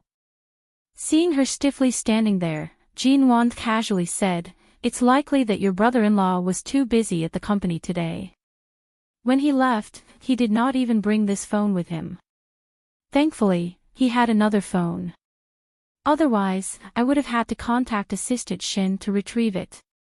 Seeing the faint, cold smile in Jinwon's eyes, Ji Mengran inexplicably felt a chill down her spine. Was it you who called earlier? And no. Ji Mengran stood outside the U Garden's door, at a loss as to what to do. Wasn't it? Jinwon glanced at the missed call on her cell phone. Although this number isn't saved, this string of numbers is very familiar to me. Did you call the wrong number earlier? It turned out that Mo Jingshan did not even save her phone number in his contact list. Ji Mingran's heart sank, her face turning pale. Earlier, I really might have called the wrong number. While speaking, Ji Mengran did not linger and rushed out. She was not even willing to explain further, afraid that she would make more mistakes. Jean Wan planned to ask Auntie Chin to help her find all the wedding photos she had kept when she suddenly received a call from the hospital. She hurriedly drove all the way to Haiching Central Hospital. The door to the orthopedic single-person ward suddenly opened, and a tall male doctor in a white coat walked out. The male doctor was wearing a surgical mask, revealing only his eyes and brows. However, this did not prevent Jean Wan from recognizing him at a glance. She didn't say anything. The other party's gaze swept past her face coldly and expressionlessly. Nguyen. Are you the one who came? Ouch, I'm going to die of pain. Inside, the young girl lying on the hospital bed screamed miserably. This was Jean Wan's best and most important friend, Xia Tian. Seeing her face when she walked in, Xia Tian couldn't help but roll her eyes. What's with that expression? I only got into a car accident and broke my leg. I'm not dead. Seeing Jean Wan's expression, Xia Tian pursed her lips and said, "Where's the KFC I asked you to buy for me?" He hadn't eaten for a whole day, so he was hungry and uncomfortable. The doctor also wants me to drink bone soup with less salt and less oil from today onwards. Aren't you trying to kill me? People like me who hate drinking soup the most actually let me drink it every day. She lowered her head to see that Jean Wan's hands were empty. Damn. No way. He actually came empty-handed. Didn't she come empty-handed? Earlier on, when she received the call, Jean Wan almost dropped her phone. The person who had died in front of her covered in blood suddenly said on the phone that she had gotten into a car accident and wanted her to buy a family bucket to send to the hospital. At that time, Jean Wan's mind did not have any KFC or family bucket. When she was driving, she had exceeded the speed limit the entire time and had almost flown over. Xia Tian was still alive. Right now, she was not together with the scumbag who had ruined her life. Your leg is injured to this extent. Don't eat those messy things anymore. Jean Wan calmed her emotions and pulled over a chair to sit by the bed. There's a century-old bone soup restaurant nearby. The taste is really good. I'll go buy it for you later. Xia Tian's lips twitched. TSK. Without KFC, what use do I have for you? Jean Wan did not argue with her. She sat by the side and watched her. It was rare for Xia Tian to see Jean Wan so quiet and obedient. I say, have you been seeking death in front of Mo Jingshan recently? I've already told you, don't get too close to that sister of yours. She doesn't have any good intentions. Mo Jingshan has already treated you well enough. How much longer do you want to leave him hanging? These words of advice that she had not heard for a long time once again rang by her ears. Jean Wan's nose felt slightly sour as she smiled. I know what I'm doing. She couldn't tell Xia Tian about her rebirth, but she definitely didn't want to see her best friend repeat the same mistake. Xia Tian, after you leave the hospital, don't ever have any contact with the man who hit you with a car. Even if he wants to compensate you in person, you are not allowed to see him. Do you remember? This car accident had happened before in her previous life. It was also this car accident that allowed Xia Tian to meet the man who had ruined her life. What do you mean by what? What do you mean by what? Xia Tian completely did not take the latter half of Jean Wan's words to heart. What's so bad about Mo Jingshan? How many women can't wait to climb into his bed? Only you, Jean Wan, are so stubborn. All right. I'm the one who's stubborn. I was wrong in the past. Look. Every time I mention Mo Jingshan, you become impatient. Xia Tian harumphed. My good intentions are treated as ill intent by you. I'm going to die from anger. Jean Wan did not speak. She only forcefully tugged on Xia Tian's hand, holding it tightly. However, Xia Tian's expression was one of disgust. Why are you holding it so tightly? Could it be that you've been brainwashed by your sister to the point that you're no longer interested in men and are now interested in women? Damn, I don't want to be a lesbian. You, let go of my hand. Not only did Jean Wan want to hold her hand, she even wanted to hug her properly. Hug her tightly. It's your father's birthday next month. Do you want to take this opportunity to return to the Xia family in S City and build up some ties with them? Jean Wan suddenly said. She had to think of a way to prevent Xia Tian from meeting that scumbag in High City in a month's time, even if she had to return to the family she hated the most. She definitely could not watch her get pregnant, miscarry, break her heart, and send herself to death because of that bastard. I'm not going back. Xia Tian did not wish to mention anything about her family. She immediately put on a wronged expression. Nuan, then I don't want the family bucket. Can't I just eat 2 pairs of chicken wings? No. Jean Wan knew that she was hungry. She stood up. Lie down obediently and don't move. I'll go buy bone soup for you. Can I just eat 1 pair of chicken wings? No. Which one? No. The door opened and closed. Jean Wan did not even turn her head. Xia Tian sighed in despair. I'm really careless in making friends. You don't even know how to feel for me. All of a sudden, the door to the ward was opened again. Jean Wan's voice came from outside. Original flavored chicken nuggets, the non-spicy kind. Want some? Chapter 11. The sky gradually darkened. Jean Wan held on to her newly bought thermos, which was filled with fragrant bone soup, and walked back to the hospital. The street lights were just beginning to turn on, and a limited edition black ghost drove by. Shenmue glanced outside and suddenly asked in surprise, CEO Mo, isn't that Miss G? Mo Jingshan's gaze moved away from the documents in his hands. His deep, black eyes abruptly turned in the direction Shenmue was pointing. By the time Jean Wan left the hospital, it was already 8 at night. Just as she was about to walk to the opposite parking lot, she caught a glimpse of a luxury brand from the corner of her eyes. The dark gray shirt in the display window was very beautiful. It looked like a classic male clothing from a certain high-end brand in France. Even if it was placed 10 years later, it would definitely not go out of style.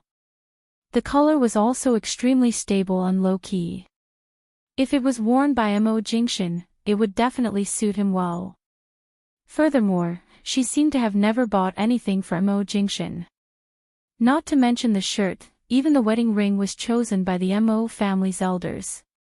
She did not even take a second look at it. The more she thought about it, the more she felt that she had mistreated him for too long. Jean Wan directly entered the store.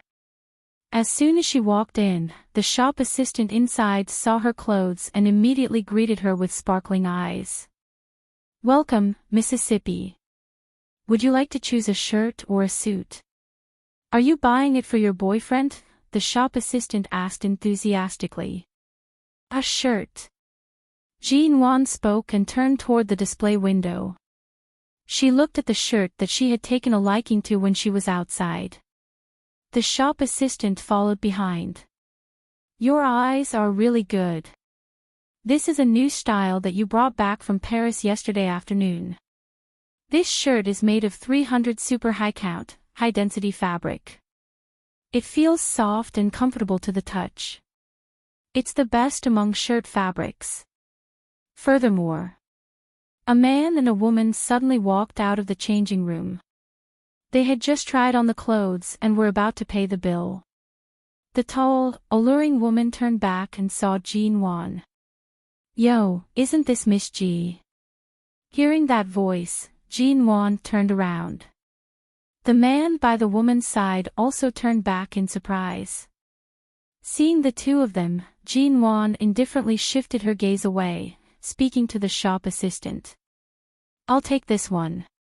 The size has to be 1/8. It can be worn by a man with a standard figure.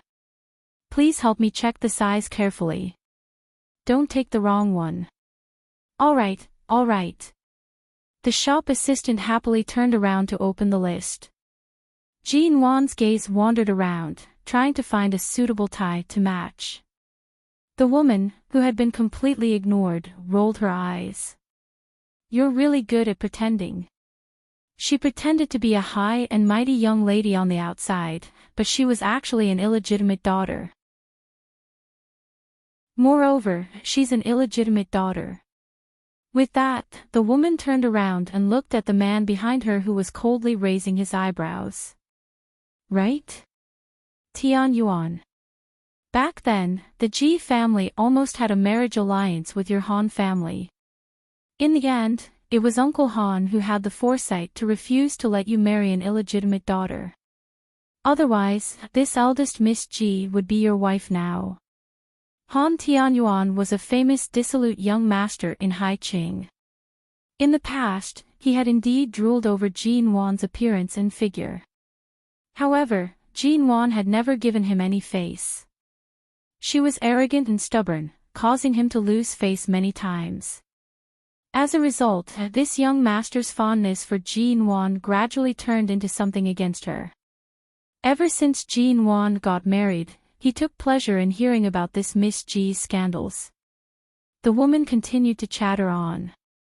Also, the Mo family has been involved in business and politics for generations. Regardless of whether it's power or reputation, they are definitely among the best in the country. How could they be so blind as to marry an illegitimate daughter? Han Tianyuan rarely had the chance to mock Jean Wan. He immediately sneered. That's right. If it weren't for Elder Mo's insistence and the Ji family's desire to hug onto the Mo family's thigh, someone like her would not even be able to enter the Mo family's door. I heard that this Jean Wan has never appeared with Mo Jingshan after getting married for so long. It's likely that she has long been thrown into the cold palace, right? She's only Mrs. Mo in name. Oh. The woman purposely looked over mockingly as she laughed. Mississippi, the employee was worried that Jean Wan's mood would be affected and leave. The order would then fly away. She rushed to wrap up the shirt and walked over. The shirt has already been packed for you. Would you like to pay by card or bill? From start to finish, Jean Wan did not even look at the two of them. Before she could speak, the woman suddenly leaned over. Miss Ji is really generous. A shirt like this costs 160,000 yuan. Can you afford it? Jean Wan finally glanced at her and calmly said, it turns out that even an idiot isn't completely stupid. You can even clearly count the number of zeros behind the price tag. She had some impression of this woman. Her name was Zhou Yanyan. Her family background was not bad, and her personality was even more condescending than before. She did not know where she found out about the Ji family's secrets. She often went around spreading the news that Jean Wan was an illegitimate daughter. Of course, Jean Wan was not an illegitimate daughter.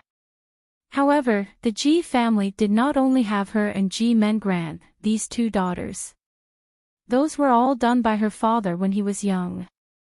Everyone in the Ji family had long kept their mouths shut about these matters. No one dared to mention it. Zhou Yanyan, who was scolded as an idiot, glared at her for a moment before opening her mouth to mock. Are you sure this card can be used? Didn't you have all your cards frozen before you married into the Mo family? Do you need me and young Master Han to help you buy it? It's only 160,000 yuan.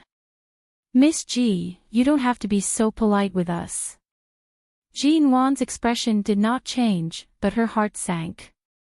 She had indeed forgotten about this matter.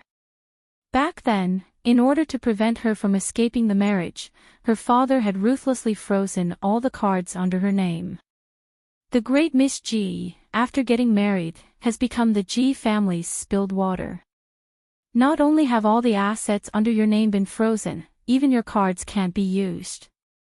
If word of this gets out, I'm afraid people will laugh their heads off. Zhou Yanyan's voice grew louder and louder, afraid that others would not know that the young miss of the G family could not even afford 160,000 yuan. By the side, Han Tianyuan also mocked, "It seems like you really don't have money. If Miss G isn't too happy after marriage, I won't care about your married status. How about this, I'll help you pay for this, and you sleep with me for a night. How about it? What are you saying? Are you treating me like I don't exist?" Zhou Yanyan's previously proud expression disappeared. She immediately glared at him unhappily. Han Tianyuan still had a sloppy expression. "Do you think this lord's money is something that the wind blows? It's fine if I don't sleep. It's fine if I let her sleep with my brothers for a night. 160,000 yuan per night. I'm afraid Miss G is the most expensive in Haiqing." Zhou Yanyan instantly laughed out loud. Her eyes were filled with excitement. Right. This deal isn't bad. How about Miss G? Do you need us to help you pay? With the two of you speaking in such a manner, those who don't know would think that the two of you are acting as a double act. Jin Wan did not get angry and instead smiled. "Looking at your temperament, it is indeed suitable to act as a monkey on stage." Zhou Yanyan proudly raised her eyelids.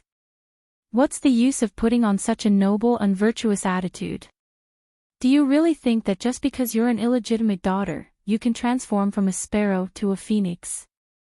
If not for the G family's halo protecting you, who knows which brothel you'd be screaming in right now?" When Jin Wan heard these words, her smile was lazy and casual. She slowly dragged out her tone. "Miss Zhou, when you were 15, you dropped out of middle school and stayed at home. You fooled around in various bars and slept with countless men. Tell me, without the halo of the surname Zhou, the one crying out in a brothel right now, would it be you or me?" Chapter 12. Zhou Yanyan wanted to scold back but was momentarily choked. Although this Jin Wan had the temper of a rich young lady, the Ji family had sent her overseas a long time ago. Even if Jin Wan was currently just an idler who did nothing at home, it was not fake that she had received several degrees and awards in America when she was in her teens. Pay. In the end, aren't you just a piece of trash who needs to rely on the Ji family's card to survive? Zhou Yanyan arrogantly scolded, "Don't stray too far from the topic with me. Just tell me if you can afford this shirt right now. If you can't afford it, then quickly admit defeat." This luxurious store was located in a very conspicuous location in a bustling area. There were already many onlookers standing both inside and outside the door. Jin Wan was neither shocked nor flustered. The more people there were, the brighter the smile in her eyes became. Han Tianyuan's eyelids twitched as he watched from the side. He had a strange feeling that something was wrong. He felt that there was something different about Jin Wan. If it was in the past, this Ji family's young lady would have mercilessly smashed the bag in her hands onto Zhou Yanyan's head, not caring about anything else. Yet, right now, she was still standing there, calm and unhurried, as though she had changed into a different person. "Miss Zhou, the moment you open your mouth, you're already so rich. If I don't give you face, then wouldn't it seem like I'm too arrogant?" Jin Wan smiled meaningfully. Zhou Yanyan felt that there was a hidden meaning behind her words and cautiously furrowed her brows. Jin Wan directly placed the shirt in her hands onto the counter by the side. She played with the card in her hands that indeed did not have much money, and unhurriedly said, "Before you hooked up with young Master Han, you had just swindled 100 million yuan from another man. This mere 160,000 yuan is indeed a drop in the ocean in your eyes. Since you insist on paying for me, then I won't snatch away Miss Zhou's limelight. What nonsense are you spouting? What 100 million yuan? Zhou Yanyan's gaze flickered, and a chill ran down her spine. Young Master Han will definitely be interested in what I'm going to say next. Jin Wan glanced at Han Tianyuan, whose brows were immediately furrowed. Miss Zhou hooked up with a married man, who was the financial director of your Han Corporation. She and this financial director took advantage of a financial loophole and cashed out hundreds of millions in cash. After that, he abandoned his wife and children and fled the country with Miss Zhou. However, the arrogant Miss Zhou only had eyes for the money in his hands. She threatened and lured him out of 100 million. Jin Wan's voice was gentle and slow, but each word was clear. Zhou Yanyan's heart jumped as she listened. At this moment, Han Tianyuan's expression was no longer that simple. Their family's company had inexplicably disappeared a few months ago. Up until now, they still hadn't found out the truth. Could it really be related to Zhou Yanyan? Thinking about it carefully, ever since Zhou Yanyan had climbed into his bed, she had often casually asked him about the progress of the financial loophole case. Seeing Han Tianyuan's expression change, Zhou Yanyan panicked and hurriedly turned around to explain to him, "Don't listen to her nonsense. Our Zhou family doesn't lack money. I might do something illegal like this." "Don't lack money? Then why is Miss Zhou suddenly hugging onto the Han family's thigh? I remember a long time ago, I heard from a good friend of yours that you have no interest in weaklings like young Master Han who don't even know how to fight." Han Tianyuan's expression darkened. "Young Master Han, I suggest that you investigate carefully. Did the Zhou family have a shortage of funds and then suddenly receive a 100 million in funds? Furthermore, the source of the money is unknown. Let the police investigate the Zhou family. The final result will definitely satisfy you, young Master Han." "Shut up, you're spouting nonsense." Zhou Yanyan did not expect that such a deeply hidden matter would be found out by Jin Wan, who never bothered with other people's business. She was so anxious that she wanted to tear her mouth apart. There was no way anyone would know about this matter. But Jin Wan could even pinpoint the times so accurately. How was that possible? Seeing Zhou Yanyan's expression as though she had seen a ghost, Jin Wan could only smile. She had 10 more years of memories than them. Back then, this huge business case was finally solved after a few years. It had once caused a stir in Haiqing. It was hard for her not to know about it. Originally, she did not intend to use such a method. After all, she would feel that she had an unfair advantage. To deal with these two people, there were actually many other methods. However, it was not in Jin Wan's character to stand here and suffer losses for nothing. In her previous life, she had failed because of the person closest to her. She had made one mistake after another, but that did not mean she was weak to the point where she could be stepped on by a woman like Zhou Yanyan. "I didn't do it. Jin Wan is slandering me."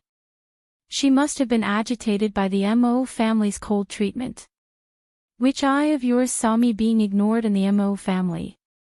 Zhou Yanyan immediately turned around and angrily said, "You've already been married to Mo Jingshan for half a year. Have the two of you ever appeared together? Even in the photos taken by the media, you and Mo Jingshan have never been in the same frame." The more Zhou Yanyan spoke, the more agitated she became.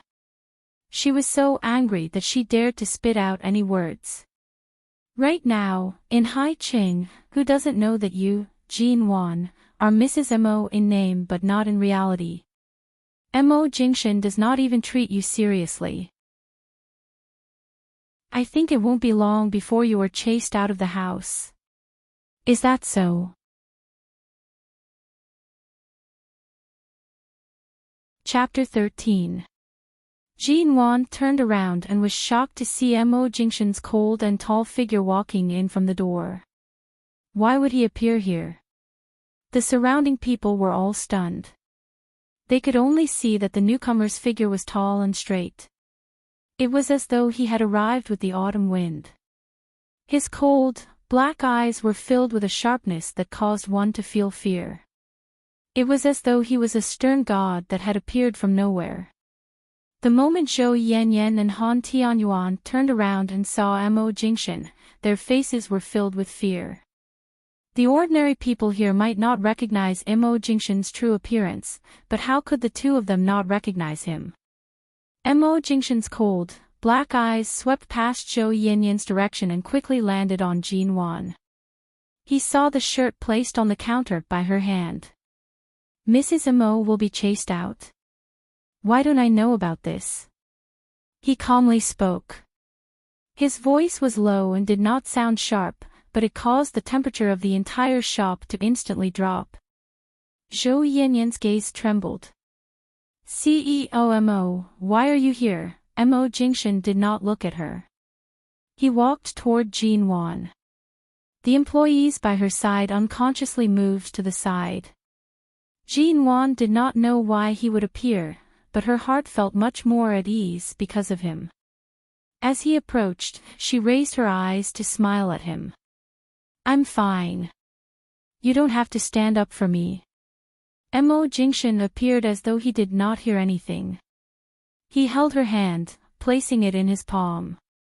This action was silent yet firm. CEO Mo, this is all a misunderstanding. The moment Han Tianyuan saw Mo Jingshan, he instantly cowered. No matter how powerful the Han family was, they could not match up to the Mo family. If they were to offend Mo Jingshan over such a small matter, when he returned tonight, his parents would most likely break his legs. However, Mo Jingshan did not even look at him, directly skipping over his useless words. His voice was clear and cold as he replied, "Why am I here?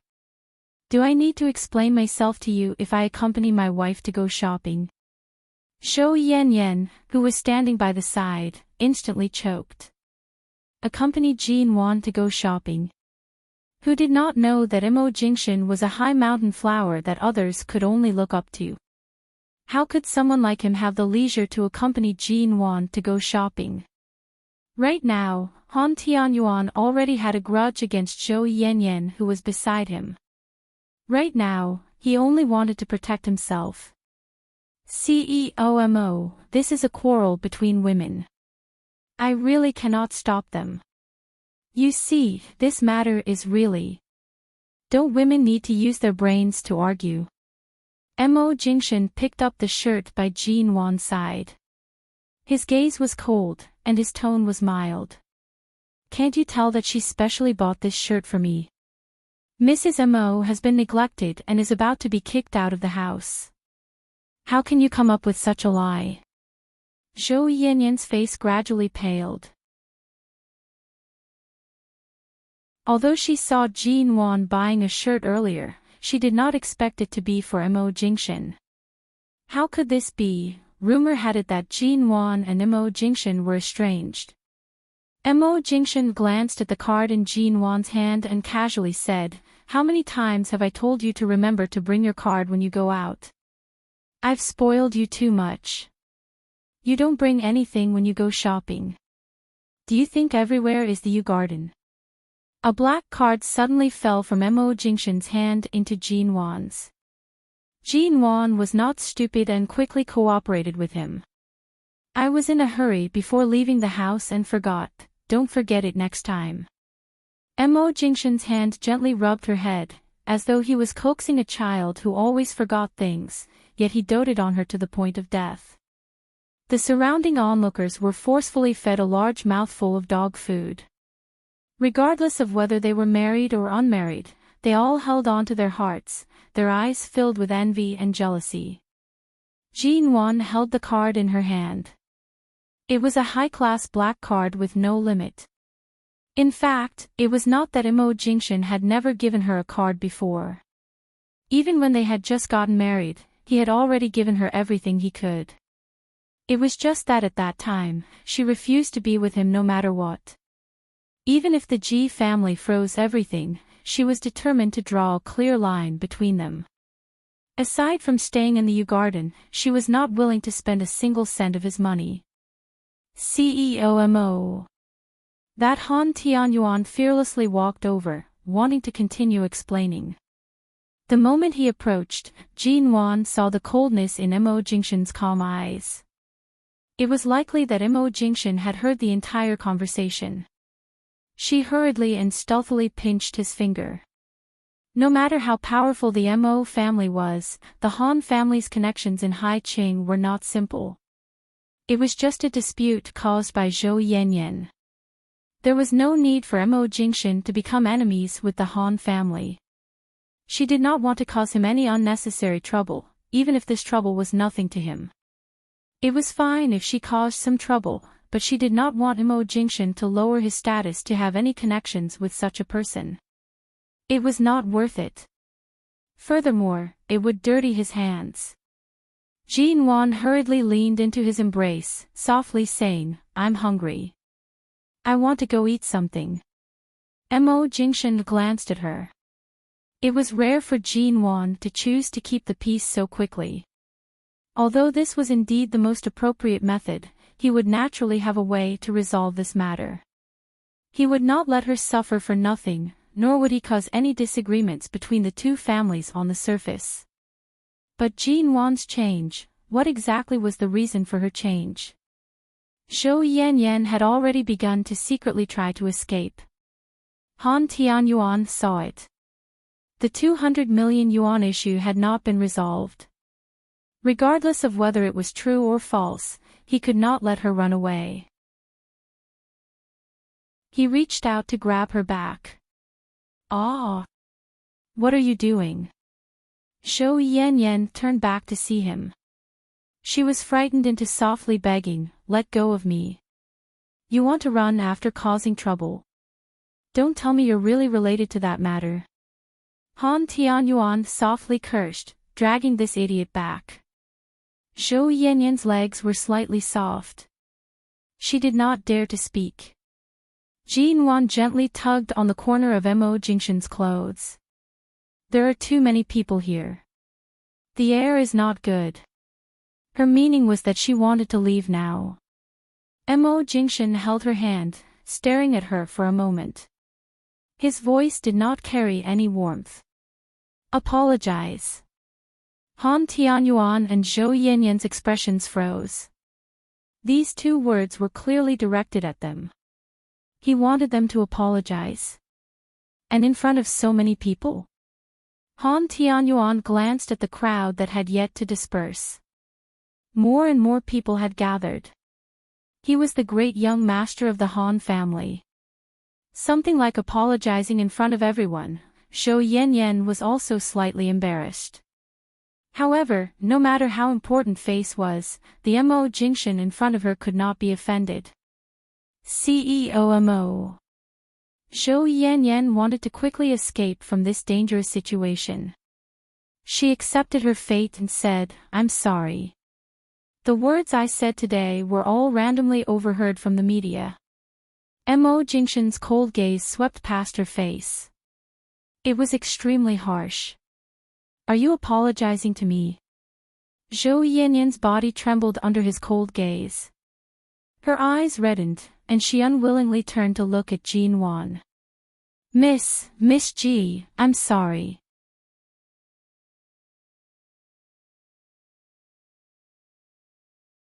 Chapter 14. Zhou Yanyan immediately raised her eyes to glare at her. However, under Mo Jingshan's cold gaze, she immediately surrendered. Her lips trembled as she cried, "Miss Ji, I'm sorry." I still didn't hear you clearly." Jin Wan smiled innocently. "Sorry. Miss Ji. I was wrong." This time, Jin Wan simply didn't speak. Zhou Yan gritted her teeth and took a deep breath. Ignoring the crowd of onlookers, she suddenly yelled at the top of her voice, "Miss Ji. I'm sorry." Jin Wan's gaze remained cold. She suddenly glanced at the male clothing that Han Tianyuan was trying on earlier. The one that young Master Han is wearing shouldn't be cheap. Why don't I buy it for you? Zhou Yanyan seemed to know what Jin Wan would say next, and her expression instantly paled. I'll pay. There's no need for you to accompany anyone to sleep for a night. Miss Zhou only needs to go to Hai Tian Square tonight and dance a few hours of pole dance in a bikini. I heard that Miss Zhou is very good at pole dancing. Jin Wan curved her lips in a lazy and charming smile. Zhou Yanyan felt as if she had fallen into an ice cave. What? You don't want to jump? Jin Wan turned to look at the onlookers outside the door. Why don't I pick a man from these passers-by and let you sleep with him for a night? A few excited whistles sounded from outside the door. Zhou Yanyan's entire body was trembling. It was unknown whether she was afraid or angry. Han Tianyuan's heart trembled as he listened by the side. If he did not publicly apologize tonight, not only would Mo Jingshan be an oppressive presence, just Jin Wan alone would not be easy to deal with. Miss Ji, I apologize for my words and actions earlier. Please don't be too calculative on account of the Han family's friendship with the Ji and Mo families. It was rare for Han Tianyuan to be so serious as to say something that was human. Jin Wan coldly smiled. Although the Han family is prosperous, they just had to give birth to an imbecile. With a son like you, your Han family must have suffered retribution 20 years ago. Han Tianyuan resisted the urge to retort, if Miss Ji thinks that this will help you vent your anger, then go ahead and scold me. Scold? People like you, if I kill you, I'm afraid of dirtying my hands, if I scold you, I'm afraid of dirtying my mouth. Jin Wan mocked and then smiled. I heard that young Master Han has 2 real estate companies that are about to be sold. Why don't you lower the price and sell them to me? Han Tianyuan was stunned for a moment. He never expected that Jin Wan, who had no interest in business, would raise such a condition. Mo Jingshan also glanced at Jin Wan. Jin Wan glanced at Han Tianyuan's expression. 30 million. The ownership of the 2 companies will belong to me. Deal? 30 million. I have 2 companies. 200 million is already considered a low price. Miss Ji, you're clearly robbing. Jin Wan chuckled as though she didn't mind. Oh, it's fine if you don't agree. The corner of Han Tianyuan's mouth twitched. Her expression, it was obvious that she had done it on purpose. Han Tianyuan closed his eyes and gritted his teeth. He could not offend Mo Jingshan. Otherwise, not to mention 2 small companies, even the entire Han family would not be able to survive in Haiqing. Now, even if he was asked to hand over those 2 companies completely, he couldn't refuse. He just didn't know what this little grandaunt Jin Wan was planning. For some reason, she wanted those 2 not-so-profitable real estate companies. All right. 30 million it is. Jin Wan smiled. Thank you. In a few days, I'll look for your company's legal department to sign the transfer agreement. Young Master Han, there are so many people here. It's likely that there are even reporters hiding in the crowd. You have to keep your word. Han Tianyuan gritted his teeth. I'll keep it. I'll definitely keep it. Jin Wan smiled lightly, holding on to Mo Jingshan's arm. Hubby, let's go, I'm about to starve to death.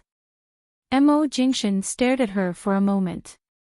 Jin Wan felt as though his gaze could see through her very soul. She paused, raising her eyes to look at him.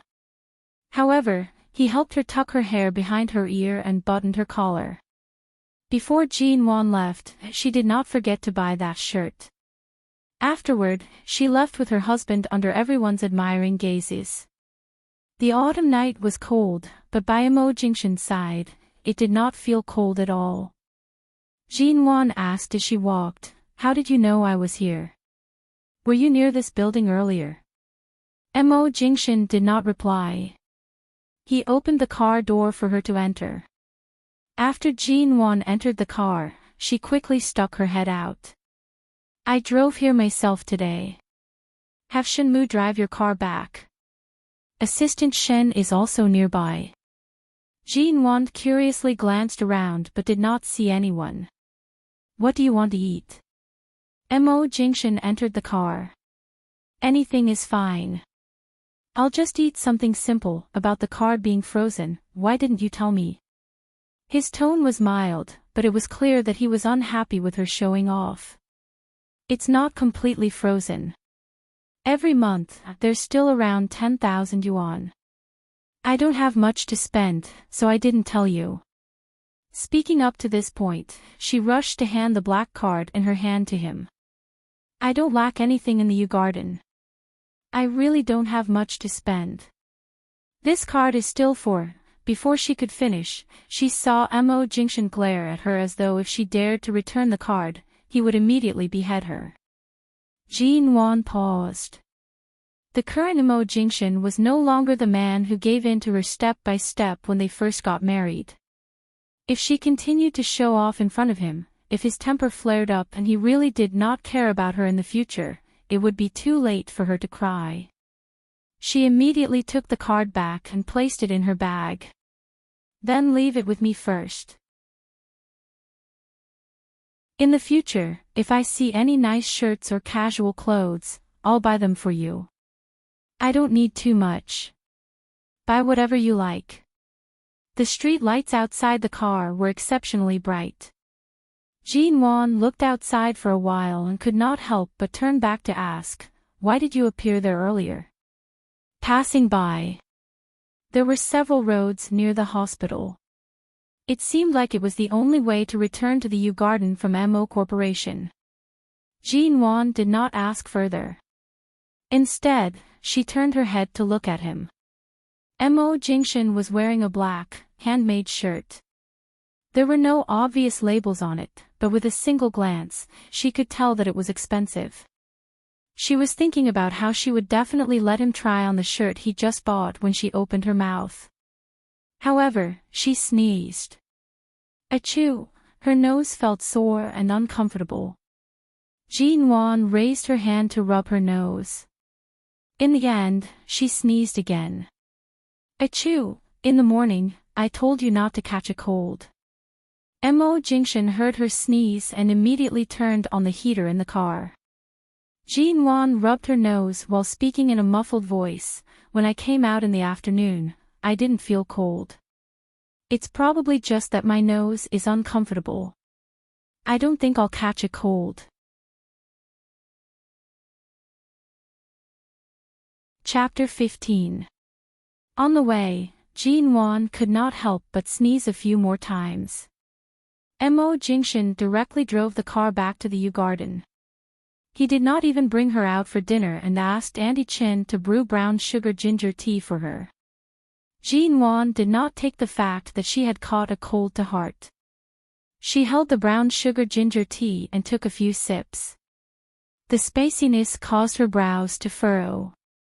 In the past, she had always hated drinking this kind of thing. She really could not swallow it. She was just about to place the cup down when she raised her eyes to see Mo Jingshin standing opposite her. It was as if she wouldn't be able to eat tonight if she didn't finish this cup.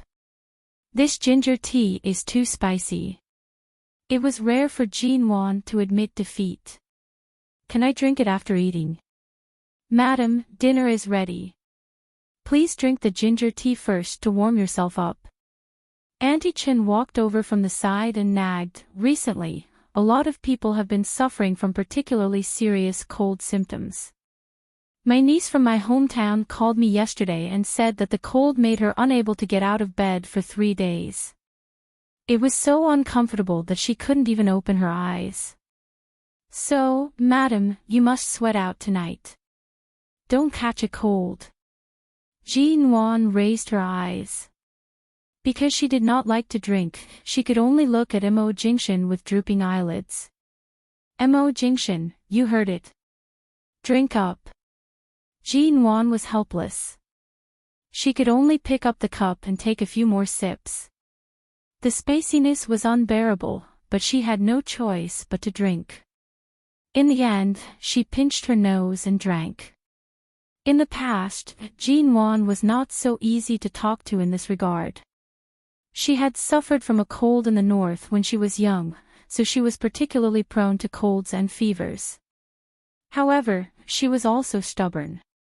Every time she got sick, she would lock herself in her room and sleep for 2 days with the quilt over her.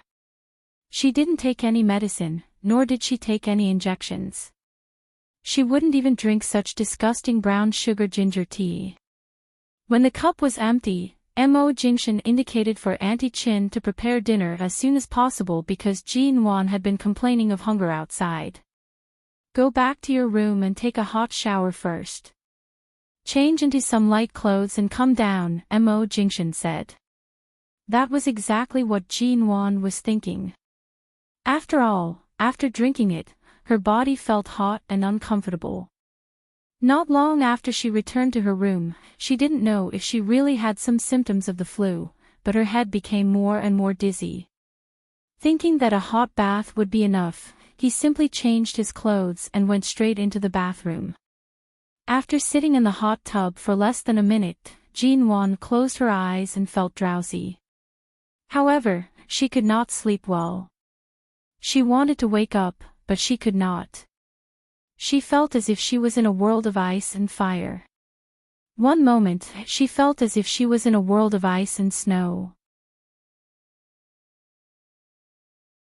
The next moment, she felt as if she had entered Taishang Laozi's pill refining furnace.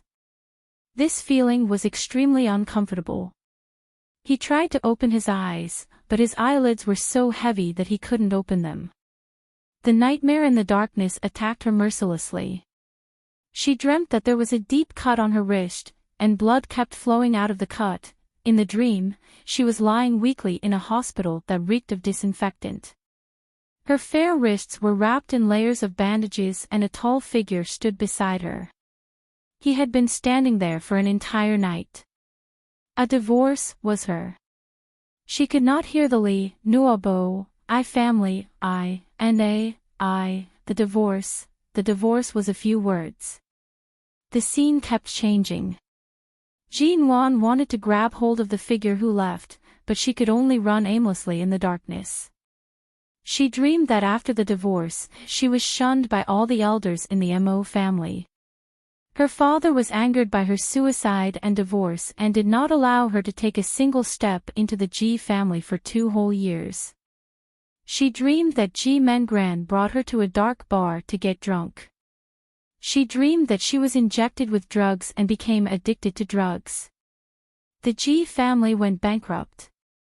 Her father died with hatred. Her loved ones left her one by one. Her once proud and bright life gradually collapsed. At the most lost time in her life, Xia Tian thought of ways to find her. She brought her home, talked to her, and cheered her on. The scene changed again. Jean-Wan suddenly ran forward crazily in her dream. However, she still could not grab hold of the corner of her dress. She saw Xia Tian lying under the bridge covered in blood. She stared at the wild geese flying across the sky. Even in death, she did not close her eyes. Jean-Wan's faith in life crumbled again and again. All the people who loved her and those she loved were constantly separated by life and death. The people who were once enemies of the Ji family found her. She was kidnapped and threatened. She was brought onto a dilapidated bus and sold to a remote mountain area with several beautiful women. She was sold to a 50-year-old man, who had a retarded son in his 20s. Every time she tried to escape, she would be captured. Every time, she would be beaten and scolded cruelly. She was almost raped by the disgusting father and son. She used a knife to cut her face and body. Every day, she would be covered in blood, making them unable to do anything. Those dark and lightless lives. Why did they still enter her dreams? She wanted to wake up. She did not want the nightmares of her previous life. The dark scene changed again and again. She escaped from the mountain area but was sold to the Yun family in Haiqing. The Yun family's heiress was killed. She was identified as the murderer. The police said that after many investigations, they found out from one of her relatives that she had a grudge with the Yun family's heiress many years ago. This confirmed her motive. Relatives. At that time, aside from Ji Mengran who had been missing for a long time, she had no other relatives. In the last moments of her life, she was imprisoned for 3 months. She was poisoned and coughed up blood. Her life was miserable, a dream that lasted for 10 years. No. Wake up.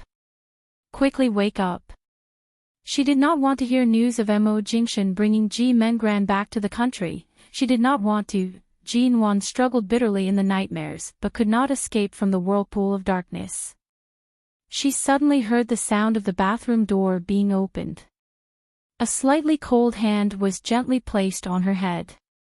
She's running a fever. Auntie Chin, go get the medicine.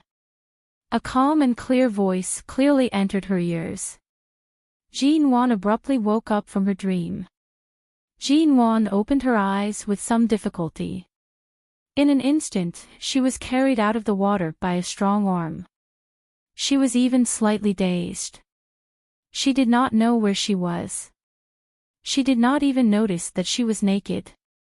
Her snow-white skin, slender legs, and the snow-white softness of her chest were all exposed before his eyes.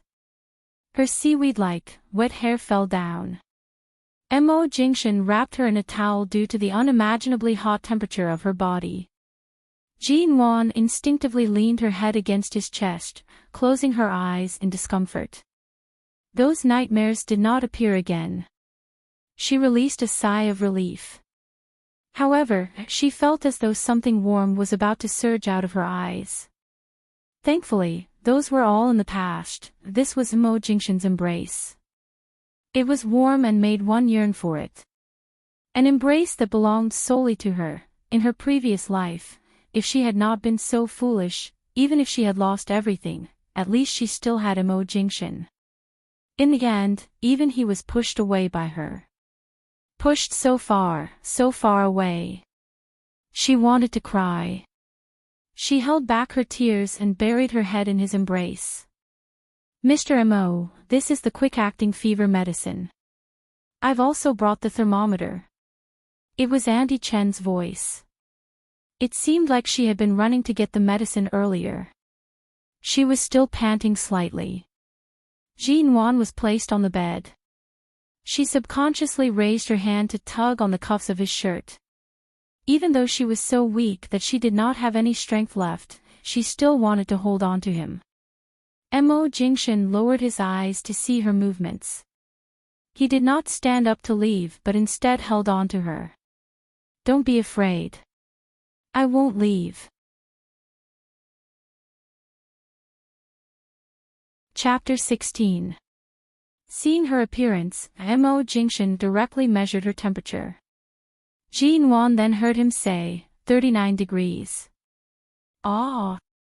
Why did Madam suddenly have a fever after taking a shower? This temperature is too high.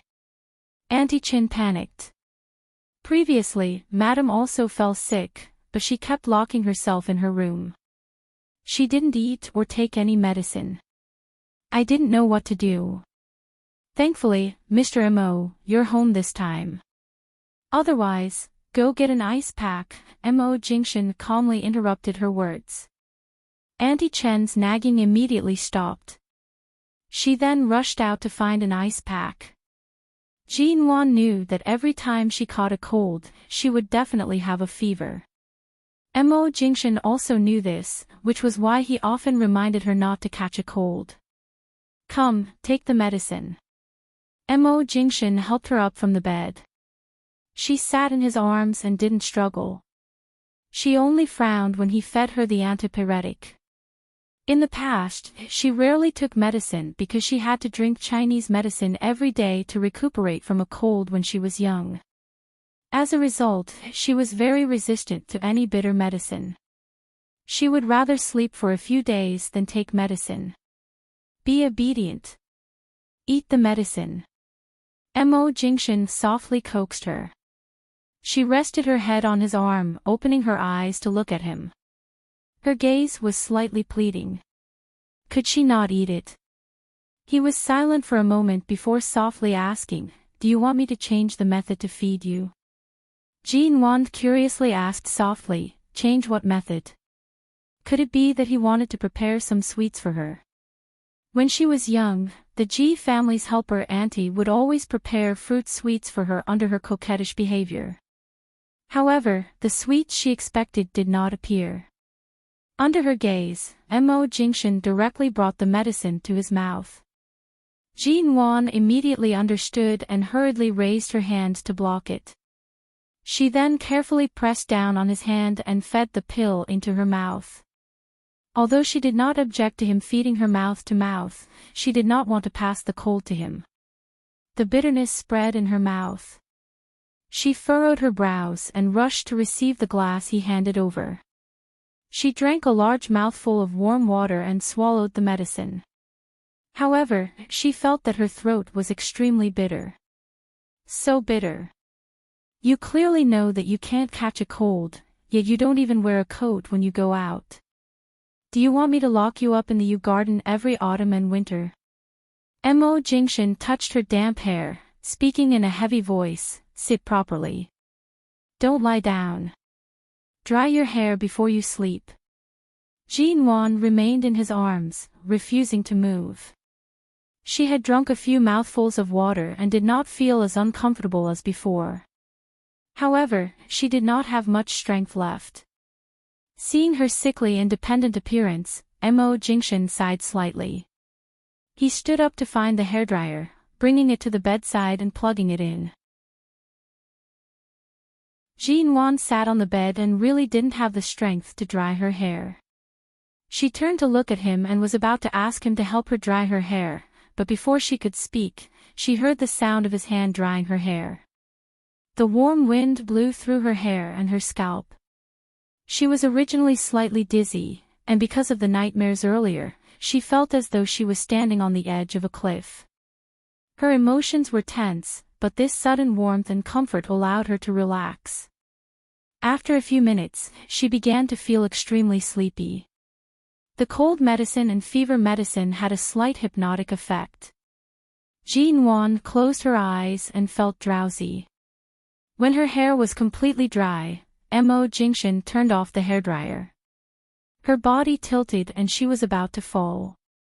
Mo Jingshan reached out to support her. Seeing that she was falling asleep too quickly, she quietly leaned in his arms. The air was filled with the sound of her quiet and even breathing. He sighed softly and leaned over to help her lie down on the bed. His gaze inadvertently touched her body that was wrapped in a towel. Just now in the bathroom, he could only pull out one hand to help her wrap the towel. At this moment, the towel had loosened a lot on her body. Her chest was as soft as snow, and her long hair hung down, half covering her body. She was completely soft and relaxed in his arms. Mo Jingshan's eyes slowly darkened. At the same time, he felt that her hands were ice cold. Her body was burning hot, but her hands were ice cold. His breathing was heavy as he held her hand, placing it in his palm. A moment later, he seemed to have thought of something. His gaze shifted to her snow-white feet that were exposed outside the towel. He touched it and found that her feet were also cold. It was as cold as her hands, especially in his palm. It was so cold that he furrowed his brows. Jean Wan softly moaned in her sleep. It was as though she was moaning in comfort due to the warmth from his hands and feet. And Mo Jingshan covered her with the blanket, ensuring that only her head was exposed. His hand gently caressed her burning forehead, sliding down the soft hair on her head. Jean Wan did not sleep well. Her body was already burning hot, and now that her entire body was covered, the heat caused her to feel uncomfortable. She struggled slightly but was held down by him. Mr. Mo, Auntie Chin pushed the door open and entered. She placed the ice pack by the side. Seeing that Jean Wan was already asleep, she softly said, "I just made some food for Madam and even cooked porridge. Should I let her eat some? She hasn't eaten dinner yet. Keep the porridge warm. She can eat it when she wakes up."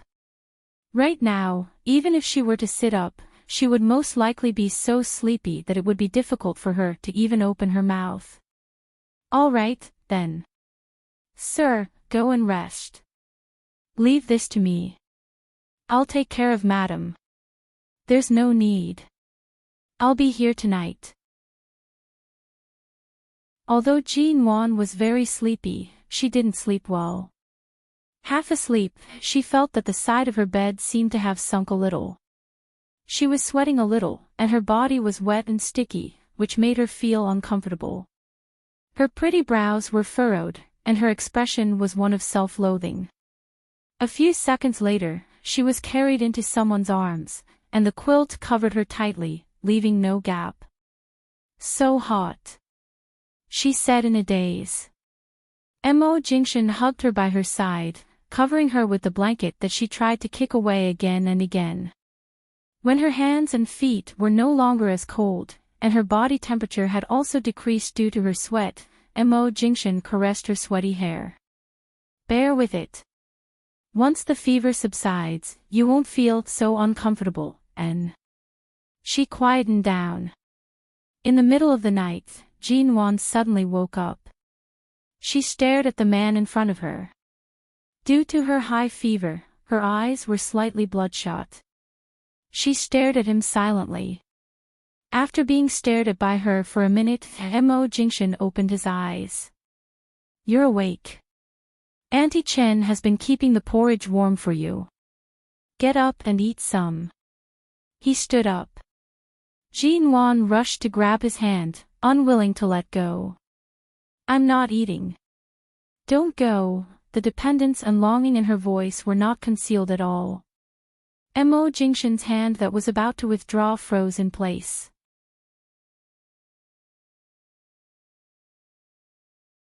Chapter 17. Still uncomfortable. He sat back on the bed, holding her in his embrace and rubbing her head. Jean Wan shook her head, leaning into his embrace. "Much better." Auntie Chen must have been worried. In the middle of the night, she passed by the door and heard the movements inside. She rushed to bring the porridge up. "Mr. Mo, it's already very late. Let me feed Madam the porridge. Her fever was so serious earlier. She needs to eat something." Mo Jingshan used his free hand to receive the bowl. "No need. I'll do it." Auntie Chen was shocked that Mo Jingshan really did not leave Jean Wan's side even after she had a fever. It seemed like this pair of strangers were really going to start living good lives. Auntie Chen smiled and did not disturb them further. She quickly left the room and gently closed the door. Jean Wan smelled the porridge. There seemed to be some minced meat in it. It was very fragrant. She immediately glanced at the bowl, and the moment she did so, she became even hungrier. Mo Jingshan tugged his hand away from hers and leaned forward slightly. He supported her shoulder with one hand and helped her sit up, leaning into his embrace. Although Jean Wan was no longer as dizzy, she was still weak. She leaned against his chest as though there were no bones in her body. Her forehead seemed to be pressed against his chin. Her eyes were glued to the porridge in the bowl. She was like a kitten begging for its owner to feed it. At the same time, she could feel his light breath on her head. It was soft. Mo Jingshan brought a spoonful of porridge to her mouth. "Open your mouth." This time, Jean Wan was very obedient. She opened her mouth obediently. When she swallowed, she felt her taste buds awaken. It was really fragrant. Seeing that she was willing to eat and that her appetite seemed to have increased, Mo Jingshan chuckled softly. Just like that, he fed her the entire bowl, mouthful by mouthful. Jin Wan lay back on the bed after eating her fill, enjoying Mo Jingshan's care. My body is covered in sweat. Can I shower again? She asked softly. Your fever hasn't completely subsided. Shower tomorrow morning. But my body is so sticky. It's so uncomfortable, endure it for one night. He turned off the light, leaving only the dim yellow light in front of the bed. Sleep for a few more hours. I'll check your temperature again in the morning. Mo Jingshan lay down by her side. Jin Wan began to move closer to his side until he held her in his arms. At the same time, he patted her back to urge her to sleep. However, Jin Wan pressed her head against his arm, softly saying, "Just now, you directly carried me out of the bathtub." Mo Jingshan did not speak. She then said vaguely, "You've already seen me naked, so it's not too much to carry me in for a bath." I haven't even said anything yet, Mo Jingshan. In the end, because Jin Wan couldn't fall asleep without taking a shower, she reluctantly asked Mo Jingshan to take her to take another shower. She washed until her whole body smelled fragrant and relaxed. She felt that her illness had mostly healed. Then, he wrapped her in a towel and carried her back to the bed. But this time, Mo Jingshan did not hug her to sleep. Jin Wan turned over. Under the dim yellow light, she stared at the man who strangely slept with his back facing her. She raised her hand and poked his back. "Why are you turning your back to me?" she asked. Her voice was still slightly hoarse. Mo Jingshan did not reply. He held her small hand that was poking his back and pressed it down. "Sleep," he said mildly. His low voice hid an unknown hoarseness. Jin Wan felt that she was ill, so she suddenly felt a little fragile in her heart. Her heart immediately became fragile. She was unhappy that his back was facing her, so she simply leaned close to him. She leaned against his back, placed her hand on his shoulder, and pressed her face against his back. "Can you turn around? I want you to hug me to sleep. Earlier on, you were still fine. Why are you suddenly turning your back to me?" He then heard her soft, mosquito-like grumbles. He sighed slightly and turned around. In the end, he still hugged her as she wished. The moment he turned around, Jin Wan abruptly felt the change in his lower body. That, she seemed to know the reason. Was it too late for him to carry her again? Right now, Mo Jingshan could not bear to look at her watery gaze. He hugged her and pressed her head against his chest. "After you recover, let me help you bathe again." He softly and hoarsely bit her ear. His voice was low and heavy, but it contained a threat that caused her to blush. "I don't mind bathing with you for an entire night." Jin Wan instantly became obedient. She did not move at all in his arms. However, she could not sleep right now. Her hand gently tugged on the exquisite buttons of his shirt. She felt that although he did not move, he should not be able to sleep easily in this situation. She looked up from the angle of his chin at the man who was impeccably handsome from every angle. "Did you notice that I've changed a lot?" she asked.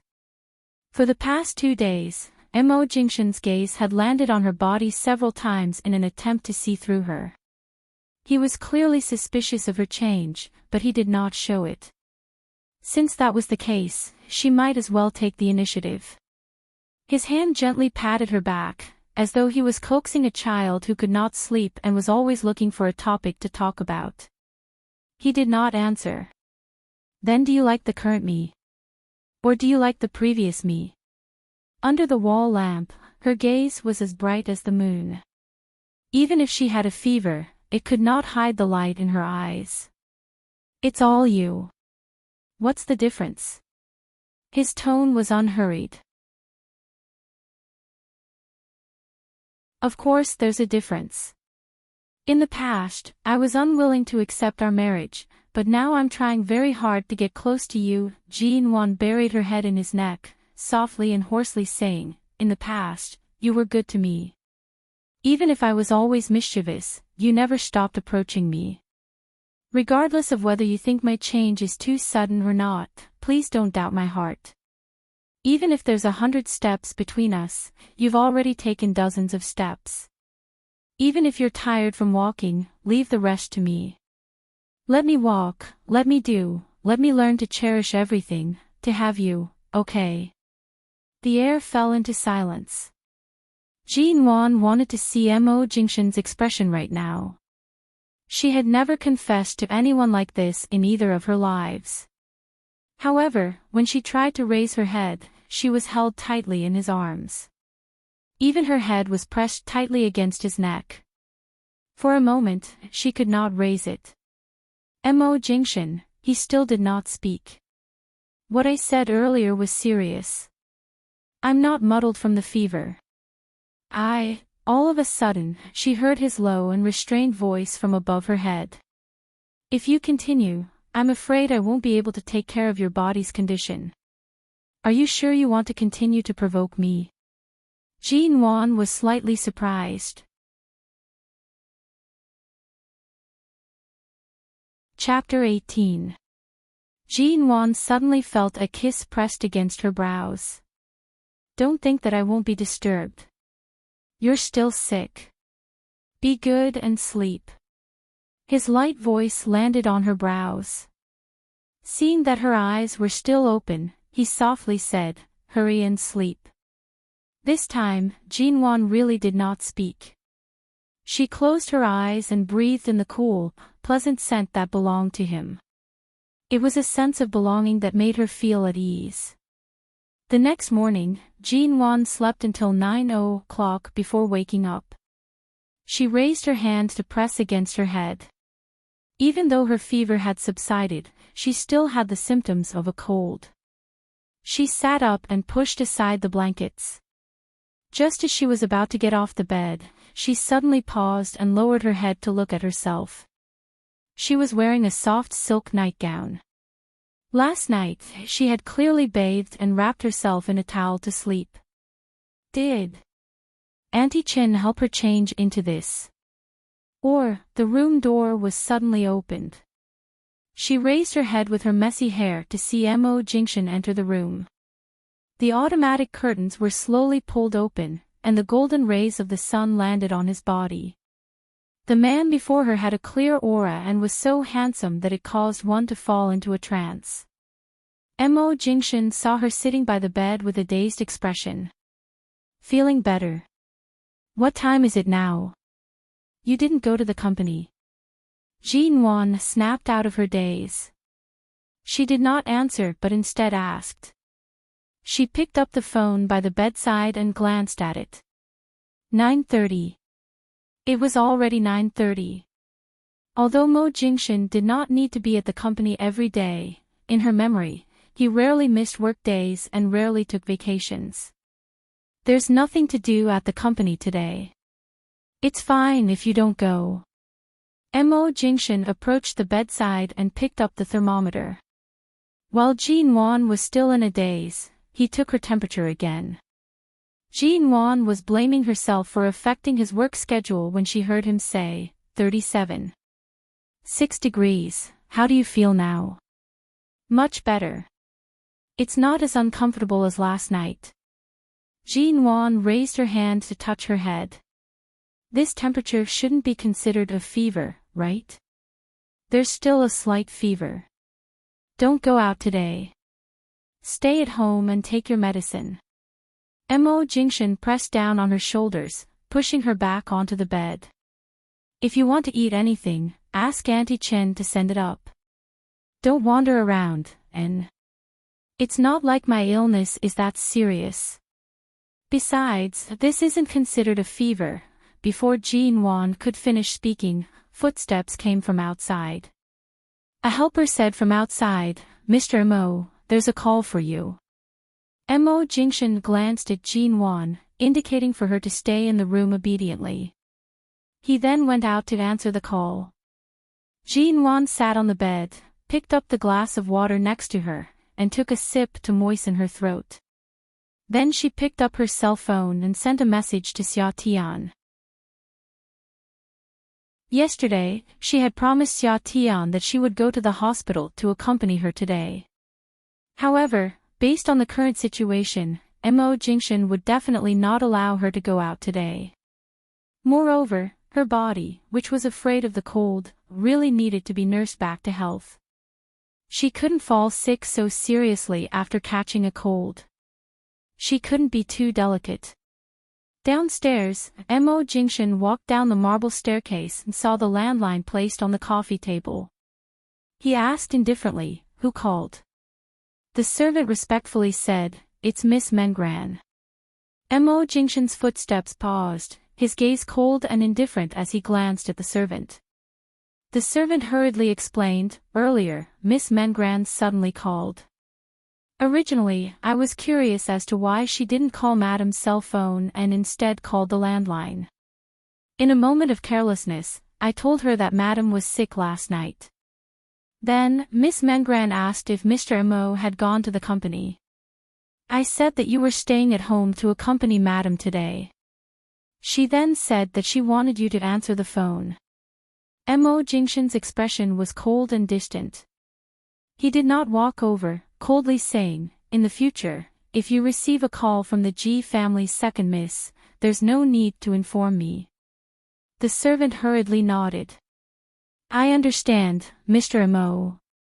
Then this call, tell her that Madam's illness is already fine. There's no need to ask about her sister's condition from me. If she really wants to, let her ask Jean Wan herself." Mo Jingshan turned around and walked back. Ji Mengran was waiting expectantly on the phone. She had even prepared a draft in her mind, preparing what she was going to say to Mo Jingshan when he came to pick up the call. Right now, she could not go to the Yew Garden often. Although she could not go, she had to find an opportunity to have a good chat with Mo Jingshan. Jean Wan's change was truly strange. She just did not know what Mo Jingshan's current attitude was. That day, Jean Wan had said that she did not plan on getting a divorce. However, the things that Jean Wan had done previously were all out of line. Could Mo Jingshan really endure it? "Hello, Miss Mengran, I'm really sorry. Mr. Mo is currently taking care of Madam and can't find the time to pick up the call." On the other end of the phone, the servant's voice suddenly came through. Mr. Mo said that if Miss Mengran wishes to be concerned about Madam's condition, you can ask Madam yourself. After all, the servant did not dare to speak so bluntly. Her tone was already very tactful. However, Ji Mengran could hear the meaning behind her words. He did not want to pick up her call at all. Earlier on, she had clearly heard Mo Jingshan's movements on the phone. He had clearly gone downstairs to pick up the call, but he actually did not come to pick up. In the past, Mo Jingshan had never placed her in his eyes. She wanted to go to the Yew Garden more often and appear in front of him more often to let him see her good side. In any case, she was much better than that unreasonable Jean Wan who kept asking for a divorce. Sooner or later, he would have different feelings for her. However, before all of this had progressed, she could no longer go to the Yew Garden. She did not even have the chance to approach him. Right now, he did not even pick up the call. She had no idea what stage the relationship between Mo Jingshan and Jean Wan had reached. Ji Mengran was so angry that her face was about to twist. She angrily said, "How did you pass the message? Didn't you say that I was looking for Brother Jingshan for something? I'm very clear about my sister's condition. She's like this every time she catches a cold. Why would I need to ask? Go tell Brother Jingshan that I'm looking for him to tell. Miss Mengran, if you have any matters, please call Sir and Madam's cell phone. Usually, only the Mo family's elders will call this phone. You can directly call them to communicate. I'm really sorry, I have to go deal with other matters. The helper hurriedly finished speaking and directly hung up. Hello. You. You're not allowed to hang up, you. The sound of the phone being hung up could be heard. Ji Mingran's expression was ugly as she forcefully threw the phone onto the bed. Ever since she was young, Jin Wan had always liked to go against her father. However, she was still the one who was most valued by her father. Why wasn't she the one who married Mo Jingshan? Why was Jin Wan able to obtain all of the things she wanted so effortlessly? Was it because her performance previously was too obvious? Why on earth did Jin Wan suddenly exclude her? Even if Jin Wan did not say it out loud, Ji Mengran could clearly feel that her attitude toward her had clearly changed greatly. But so what if it changed? There would not be any outcome between Mo Jingshan and Jin Wan.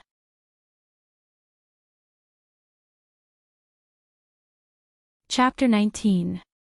In the master bedroom, Kacha, Jin Wan listened to the sound of him chewing on an apple and felt helpless and amused. Nuan, you didn't forget to tell me not to contact the man who hurt me. What's going on? Do you know that person? Xia Tian nibbled on the apple and asked vaguely on the phone. Anyway, he's not a good person. Just stay away from him. Jin Wan was very insistent on this matter. From your tone, it sounds like he's a scumbag. Yes, it's trash. Scum to death. He could be called a scumbag on a hunger strike. So, you absolutely must not get too close to him. Ahem, don't get too worked up. If I see him again, I'll take a detour. Is that okay? Xia Tian coaxed her, I promise to keep my distance from him. Jin Wan curved her lips, but her smile did not reach her eyes. That scumbag, who caused Xia Tian to die with everlasting regret, better not let her see him again in this life. Xia Tian finished the apple, wiped her mouth, and turned to look at the TV in the ward. The news just now was very interesting. Some time ago, at a banquet, Zhou Yanyan deliberately went against you. That Miss Zhou whose tail was about to reach the sky. Do you still remember her? Why did you mention her? They had just met last night, and Jin Wan could not be bothered to mention such a person. She did not expect Xia Tian to suddenly mention her. Didn't you see the news? Last night, Zhou Yanyan wore a bikini and danced pole for 3 hours at Haitian Plaza. I felt like she was high from a drug overdose. Later, there were too many onlookers, so she was taken away by the police on the spot. What's more, she's not on some gossip news about the rich and powerful, but social news that affects public security. I'm dying of laughter. She really went to jump. Of course. Just now, the TV had even cut to a few shots from a distance. One look and you can tell that it is Zhou Yanyan herself. Serves you right. Why do I feel like you know about this? That Zhou Yanyan's mouth was so foul that I wanted to slap her a few times. Now, it was really retribution. She deserved to be disgraced. I just don't know what happened to her last night. It's too boring in the hospital. I don't have any news and can only watch TV, Jin Wan smiled. The heavens are watching. She asked for it. With that, Jin Wan picked up the remote control and looked at the LCD screen on the wall of the tea room on the other side of the bedroom. He found Haiqing News and Television Station. At this time, the news about Zhou Yanyan disrupting public order and pole dancing last night had already passed. They were currently broadcasting the scene of the Zhou family being surrounded by reporters. Based on Zhou Yanyan's father's temper, he was probably about to explode in anger. His daughter had embarrassed herself to the point that the entire Haiqing knew about it. She was even labeled as suspected of taking drugs, wearing revealing clothes, and pole dancing, which made them unable to lift their heads. Even if the Zhou family racked their brains, they could not be considered one of the four great families of High City.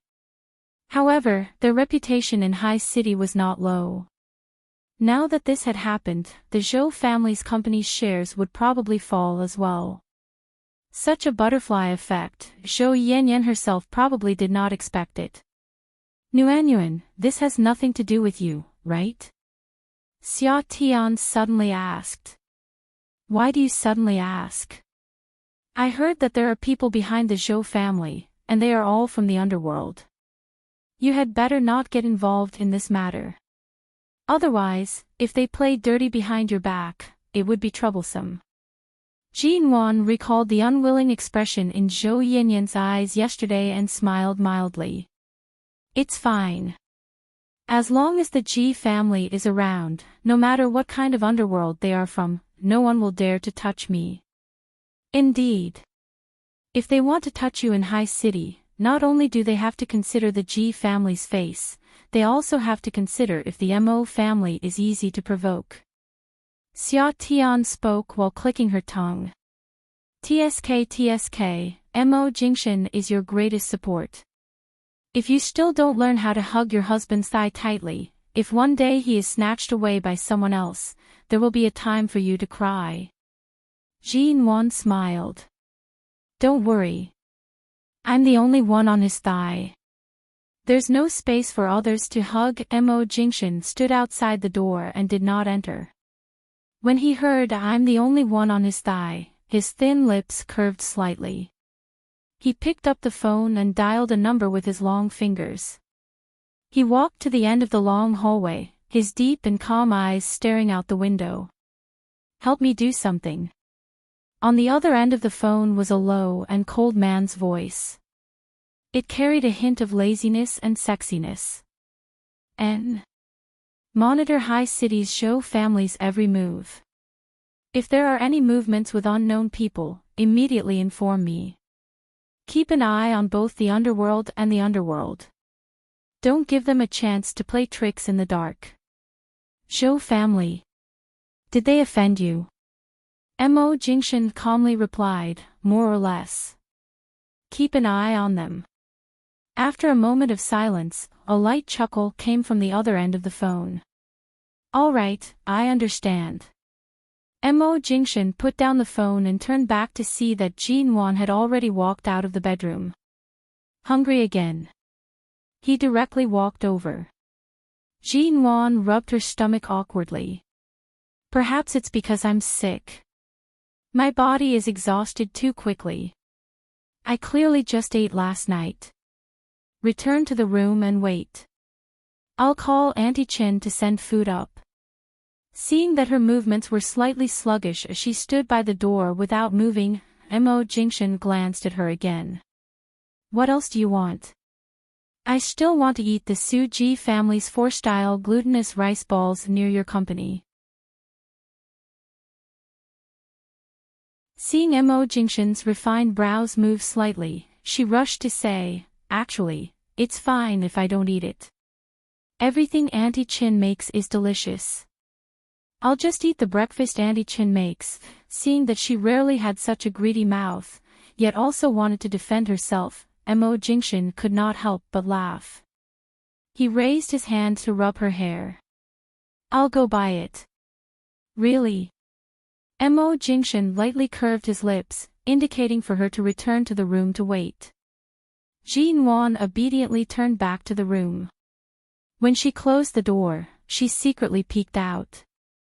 Seeing that Mo Jingshan had already gone downstairs, she felt that she had been assimilated by that glutton, Xia Tian. A bowl of Auntie Chen's porridge and a bowl of glutinous rice balls was enough to make her happy for half a day. The Su Ji family's 4-style glutinous rice balls that Jin Wan mentioned were indeed near the Mo Corporation.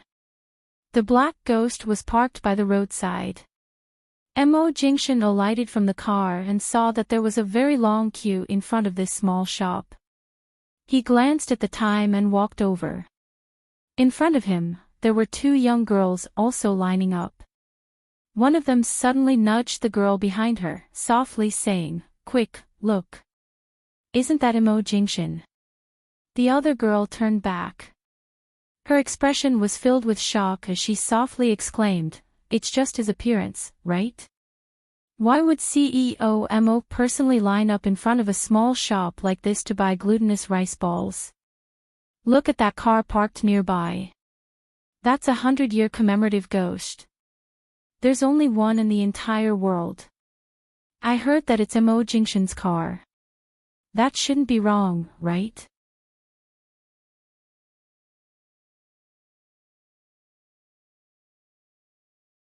Chapter 20. The line in front of the shop was very long. Immerse did not send anyone to buy for him, nor did he order anyone to cut the line. After around 40 minutes, they finally bought the 4 types of glutinous rice balls that Jin-won had ordered. Seeing that Immerse was about to leave, the 2 girls hid under a tree by the side and said, "Love-struck, Immerse actually has the patience to line up to buy this kind of snack. I eat the same kind of snack as my male god, aww. Come on, didn't you see that he didn't buy a single person's portion? I don't think he wants to eat it himself. It seems like he really bought a lot. Only girls like this dessert. Who did you buy it for?" The great Immerse spent so much effort to line up for this kind of thing. He must have bought it for a woman. Do you think it's possible that CEO Mo has another woman outside? I don't think so. Do you remember the news about Zhou Yanyan this morning? It was said that last night, Zhou Yanyan had offended President Mo because she had said some nasty words in front of Mrs. Mo. At that time, there were many onlookers. Those people all said that last night was the first time they saw President Mo in person. Who would have thought that he actually dotes on his wife so much? I'm guessing that this glutinous rice ball was bought for his wife. What kind of fortune did that Missy of the G family cultivate in her past life? That's not right. My best friend has a good relationship with the G family's second Mississippi. I heard from that second miss that her sister's relationship with Immerse has always been in a state of marriage but no love. It's likely that they will divorce soon. She also said that the G family has always been troubled by this matter, and that eldest Miss G doesn't know how to cherish the people in front of her. What's the use of hearing? Seeing is believing. Do you have the number of the G family's second miss? Hurry up and tell her that we have some first-line information. Maybe we can also take the opportunity to get closer to the G family's second miss. In the future, we can be considered to have friends from a wealthy family. Yes, let me find the phone, G family. G Mengran tossed and turned on the bed, throwing the quilts and pillows all over the floor as if she was venting her anger. Suddenly, her phone rang. She glanced at the caller ID impatiently. It was an unfamiliar number. She looked at it suspiciously for a while before picking it up. After listening to the content of the call, Ji Mingran's expression became more and more unsightly. In the end, she directly hung up. Mo Jingshan actually lowered himself to line up for Jin Wan to buy glutinous rice balls. She didn't even need his help and went to line up herself. Usually, Mo Jingshan was so busy in the company that every minute was precious. Yet, he actually spent so much time queuing up to buy glutinous rice balls. When did Jin Wan become so delicate? She actually wanted Mo Jingshan to buy something for her. She was really shameless. No. She had to make things clear to Mo Jingshan. Jin Wan's recent changes were definitely unusual. He had to make Mo Jingshan more vigilant. He couldn't let Jin Wan take over him like this. Ji Mengran reluctantly picked up her phone and dialed Mo Jingshan's private number.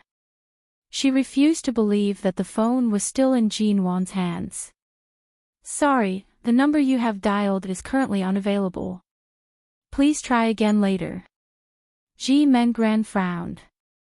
She had a bad feeling about this and quickly called again. Every time he called, he would get the same cold and flat female voice. It was like a ditch that she could never cross. Mengran was anxious and annoyed. Right now, no matter if he was on the way back to the U Garden or in the U Garden, his cell phone signal would not be bad. He did not turn off his cell phone, yet she received the same notification several times. It could only mean that her number had been blocked. "Madam, you're only eating such a small bowl. Will you be full?" Auntie Chen saw that Jinwan's appetite was not bad, yet she only ate a small bowl before putting it down. She could not help but urge her to eat more. Before Jinwan could speak, Mo Jingshan had already returned to the U Garden. Auntie Chen saw the bag in Mo Jingshan's hands when he entered and immediately smiled in understanding. No wonder when Madame was eating earlier, her eyes kept glancing outside. It turned out that Mr. Mo had personally bought snacks for her. Auntie Chen deftly kept the bowls away. After giving a few more reminders, she quickly walked out of the room. Jinwan sat by the bed. She watched as Mo Jingshan entered and placed the glutinous balls he bought on the bedside table. He then opened the plastic covers of the bag and the takeaway box. "You actually really bought it. Did you line up for a long time?" "Earlier on, I only ate a little less to leave space in my stomach." Smelling the aroma, Jinwan stood up and moved closer. The sweet and fragrant scent wafted through the air. She had not eaten this flavor for 10 years. Just by smelling it, she could feel the sweetness in her heart. "It's not that long. Do you like to eat this kind of thing?" Mo Jingshan did not pass the spoon to her. After opening it for her, he glanced at her. Seeing that she was about to move closer to eat, he could not help but chuckle lowly. "The Ji family is very strict. I rarely have the opportunity to eat this kind of snack. I've had it by chance twice, and I've always remembered the taste." Jinwan spoke as she took another whiff. She reached out to fan the bowl against her nose. "Don't burn yourself. Go sit down first," Mo Jingshan calmly said. Jinwan obediently returned to the bed. She thought that Mo Jingshan wanted her to let it cool before eating. Unexpectedly, he placed the glutinous balls into a bowl by the side. After letting it cool for 2 minutes, he walked over, scooped a spoonful, and brought it to her mouth. "Eat it, it's not hot anymore." She stared at him blankly. However, she only watched for a moment before opening her mouth and swallowing the glutinous ball under his gaze. So sweet, so warm. Her heart seemed to be filled with countless pink bubbles because of this sweet and warm taste. He fed her another spoonful. Jinwan swallowed it and rushed to say, "I can eat it myself. The swelling on your head has just subsided, and in the blink of an eye, you've caught a cold and become like this. I'm letting you eat such a hot thing by yourself. If you accidentally burn your hand again, I'm afraid I'll have to arrange for a 24-hour nanny by your side to barely feel at ease." As he spoke, he fed her again. Every spoonful that Mo Jingshan fed her was at the right temperature. Furthermore, there were glutinous balls mixed with a light broth. The taste was neither too dry nor too watery. It was very sweet but not cloying. A caretaker who doesn't sleep 24 hours a day. Is that a robot or a monster that doesn't sleep? Jinwan chewed on the glutinous ball in her mouth. Besides, how am I so unreliable? I'm just eating something. Why would I burn myself? Mo Jingshan mildly curved his lips, stuffing another one into her mouth. There are too many times when you're unreliable. Jinwan's mouth was stuffed full of glutinous balls. For a moment, she could not retort. She opened her mouth vaguely but was stopped by Mo Jingshan's glare. "Eat. Don't speak.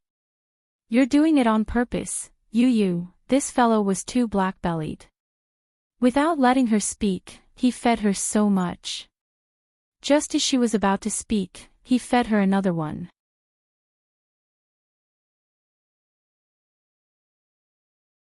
Chapter 21.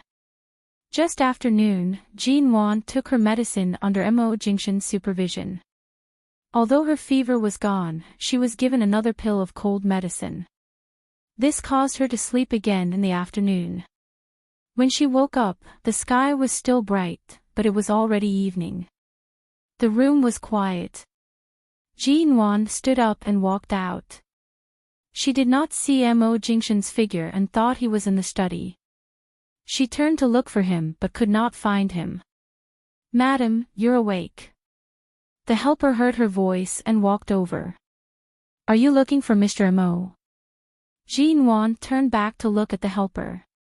Not only was Mo Jingshan nowhere to be seen, even Auntie Chin was not around. Mo Jingshan went to the company. Could it be that there was something urgent that required him to go over? "Mr. Mo is downstairs entertaining guests." Guests? Aside from Ji Mengran, who had received special permission to come here often, there were usually no other relatives or friends who would come here. The elders of the Ji family and Mo family had not come here in the past half a year. If they wanted to see them, they would usually ask them to return and not come to the Yew Garden. So why would there suddenly be guests? However, since someone had come, it was not appropriate for Jean Wan to be in her sickly state and in her pajamas. Seeing that the helper had turned to busy herself, she returned to her room to change her clothes. She tidied herself up to look better before walking out. She had just walked down the stairs. Before she could clearly see who it was, she heard a woman's voice. "Jing Shen, you must be very busy right now, right? Recently, you haven't been back to the Mo family much. There are so many things waiting for you to take over at home, but you, this child, have to set up your own business at such a young age. The Mo family's company in America also needs." The voice abruptly paused due to Jean Wan's appearance. That earnest and well-meaning tone immediately turned into a mocking tone. "Eldest Miss Ji, have you woken up? As expected, you've been pampered since you were young. It's fine if you don't work and just stay at home, but you actually wake up so late every day. You really don't know the suffering of the world. She's sick. I'm the one who allowed her to sleep until now after taking her medicine." Mo Jingshan looked at Jean Wan. Jean Wan recognized her and walked over.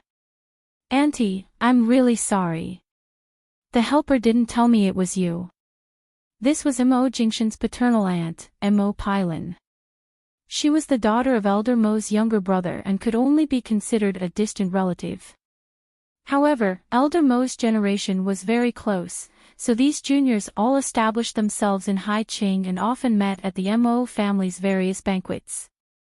As if not hearing Jean Wan's words, Mo Pailan coldly glanced at her. "It doesn't matter which family's precious daughter she is. Since she has entered the Mo family, she can't treat this place as her own home. There are no rules or manners at all. Jing Shen, you have to control her. You can't let her do as she pleases." Mo Jingshan's expression was indifferent. This is the Yew Garden, not the Mo family. She doesn't need to follow any rules. That won't do. Although it's not an old-fashioned era now, it's not right for the Mo family's daughter-in-law to be so ignorant and lazy all the time. Mo Jingshan smiled coldly, ignoring her clearly unkind words. Seeing that Jean Wan was still standing there, he calmly said, "Aren't you tired of standing? Come and sit down." Jean Wan smiled and obediently walked over. She sat down by his side in front of Mo Pailan.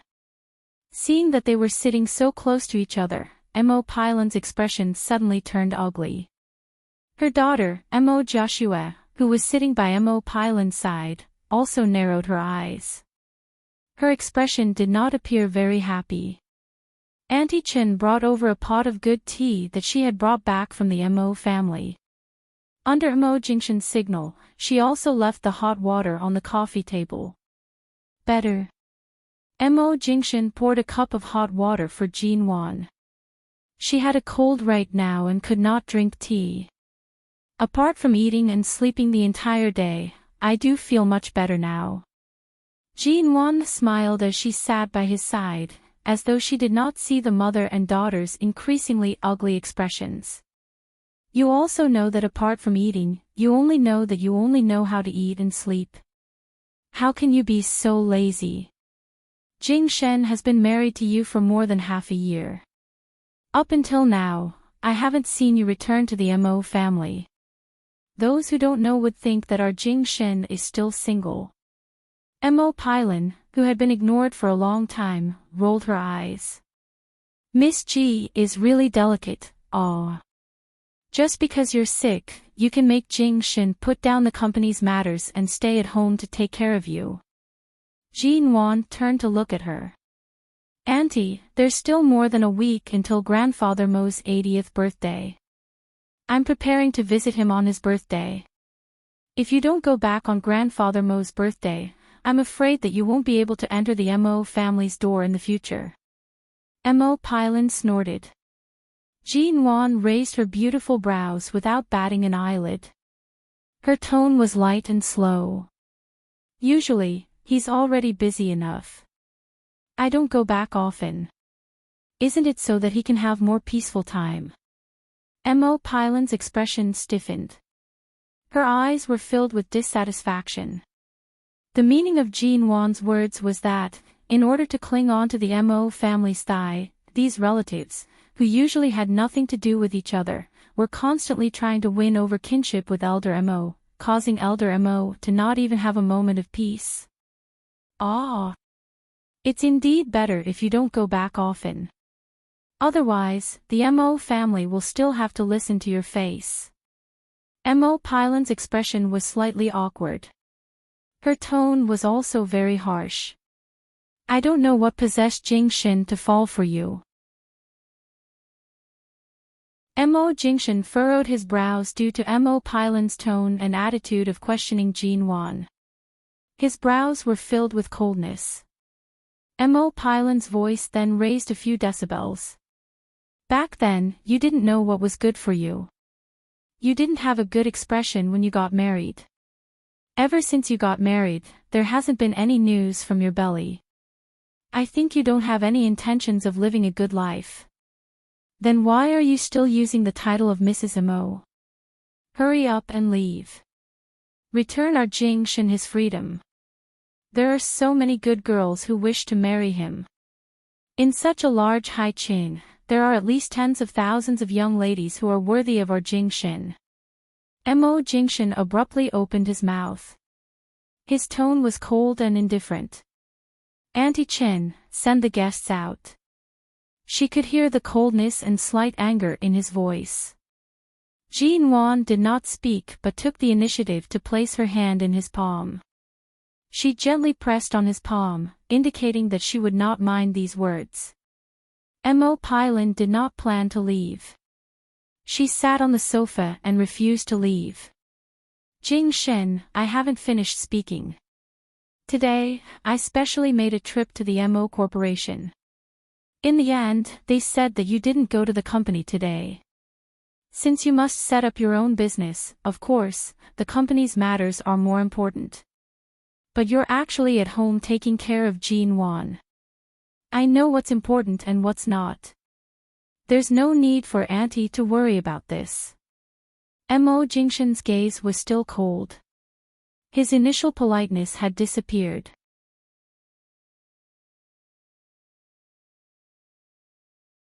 Chapter 22.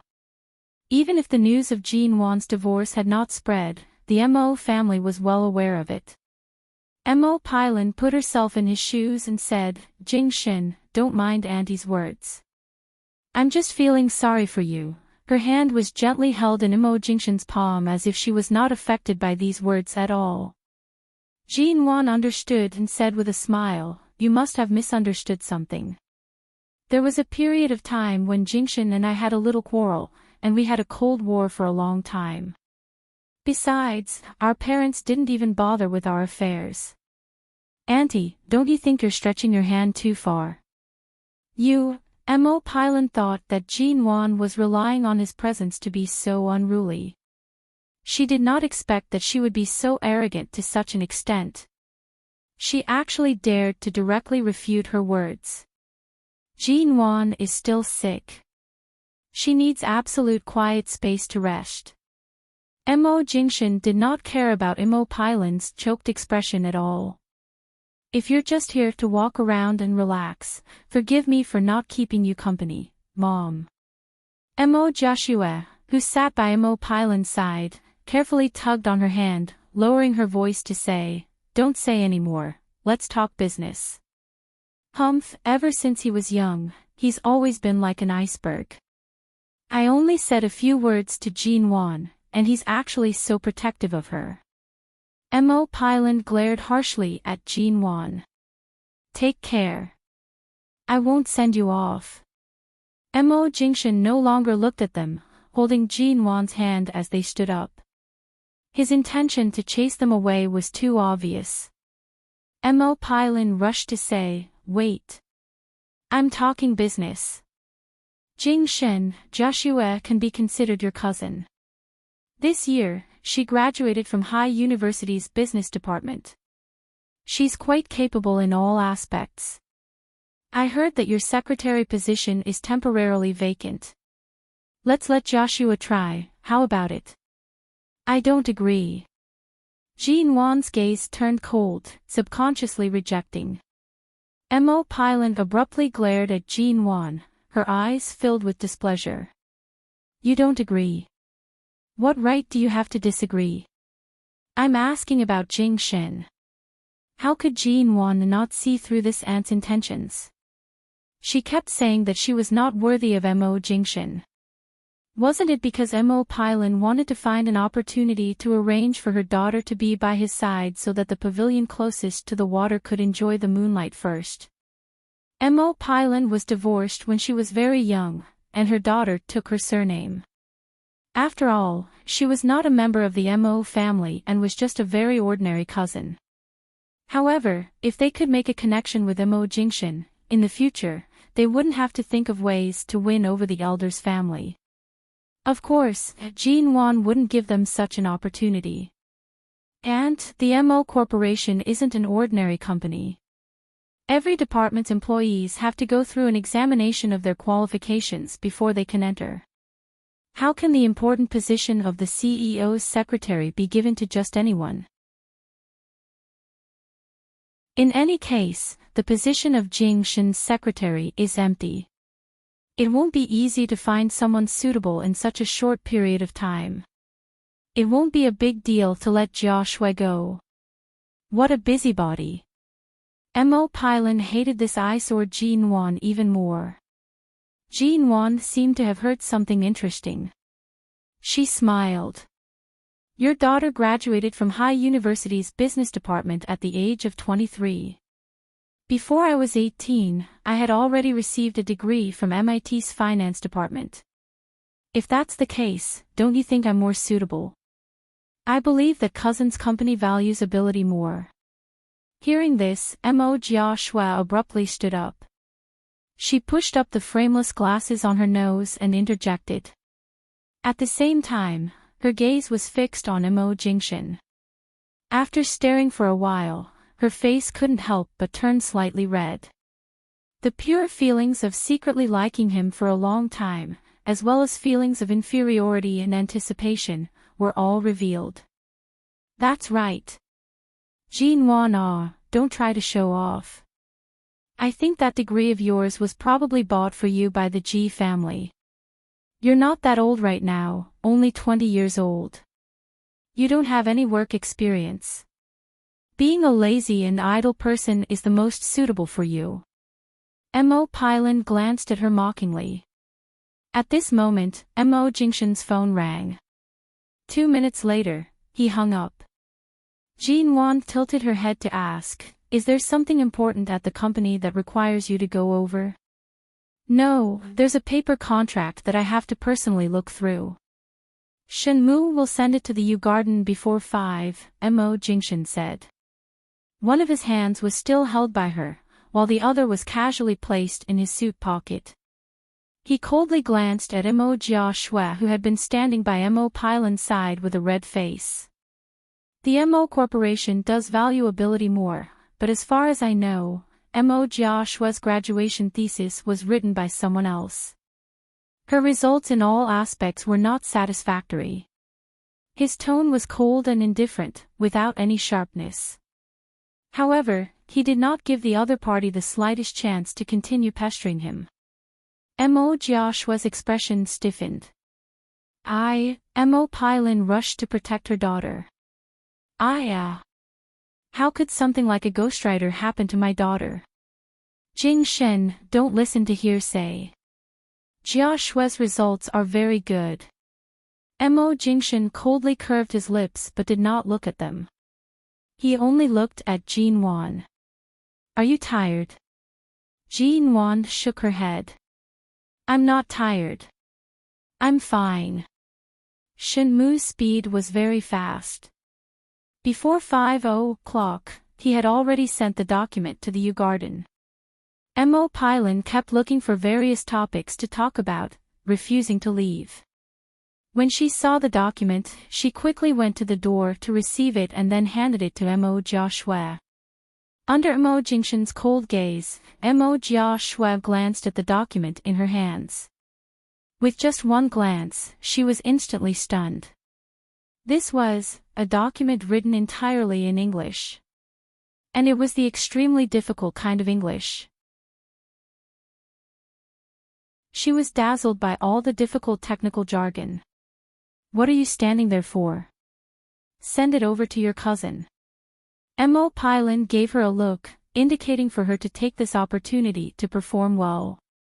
Mo Jiaxue paused. She awkwardly did not dare to look at Mo Jingshen's cold expression as she took the document. Mo Jingshen did not receive it, indifferently saying, "Didn't you want to prove your ability?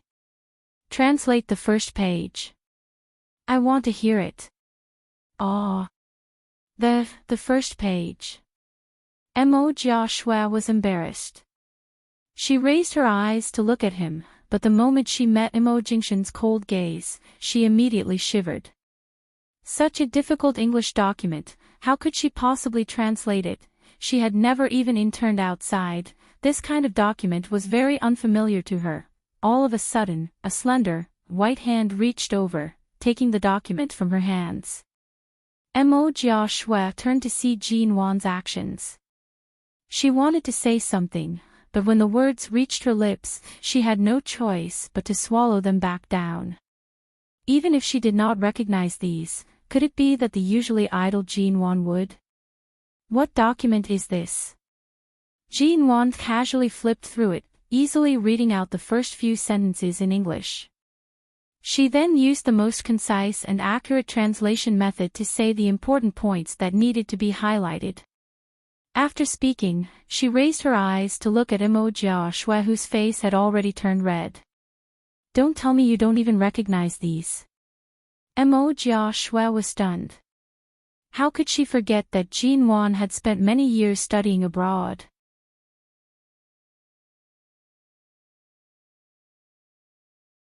Chapter 23. The Mo Corporation is a listed company and often cooperates with foreign companies. If the CEO's secretary doesn't even know how to translate such a simple document, could she become a secretary just by sitting in front of the computer and drinking tea? Jean Wan calmly retorted. Our Jiaxue can't become the CEO's secretary, but do you think a 20-year-old little girl who hasn't even grown her hair can? Mo Pailan was so angry that her words were incoherent. Then why don't you just say that you're relying on Jing Shen's love and protection? Otherwise, you wouldn't have the qualifications to enter. Auntie, you're being too impulsive. I was just using myself as an example. I studied abroad, but my father thought that I wasn't capable enough, so he arranged some advanced courses for me in the finance department in China. I haven't finished them yet, and I haven't officially graduated yet. Besides, I'm really not old enough to go to the university. I definitely won't use my identity as Mrs. Mo to sneak into the company. Furthermore, The MO Corporation isn't a place that just anyone can enter. What do you think? Jean Wan was all smiles as she spoke. Mo Pylon was so angry that her face had turned white. Who was she calling an ugly melon? She actually called her precious daughter an ugly melon. Jing Shen. Look at what kind of thing you've married into the Mo family. You actually use this kind of attitude to speak to your elders. Mo Pylon's anger was not light. Mo Jingshen's thin lips curved slightly. His gaze was calm as he said, "What she said is what I want to say. There's nothing wrong with it." You. Mo Pylon's gaze was filled with anger. Jing Shen. When Jia Shui was young, she often visited the Mo family. You've always taken good care of her. Why is it that when it comes to this kind of matter, you're still siding with an outsider? What kind of bewitching drug did Jean Wan give you? In the Mo family, I'm the host, and you're the guests. Rather than saying that I'm taking care of you, it's more accurate to say that this is the most basic way to treat a guest, he calmly said. Mo Jingshen's words were calm and collected, but in an instant, he had completely erased everything that was related to the Mo family. Every time she opened her mouth, she would mention the Mo family. However, aside from her surname being Mo, which part of her had anything to do with the Mo family? They just wanted to gain a foothold in High City and had no choice but to rely on the powerful foundation of the Mo family. Mom, let's go.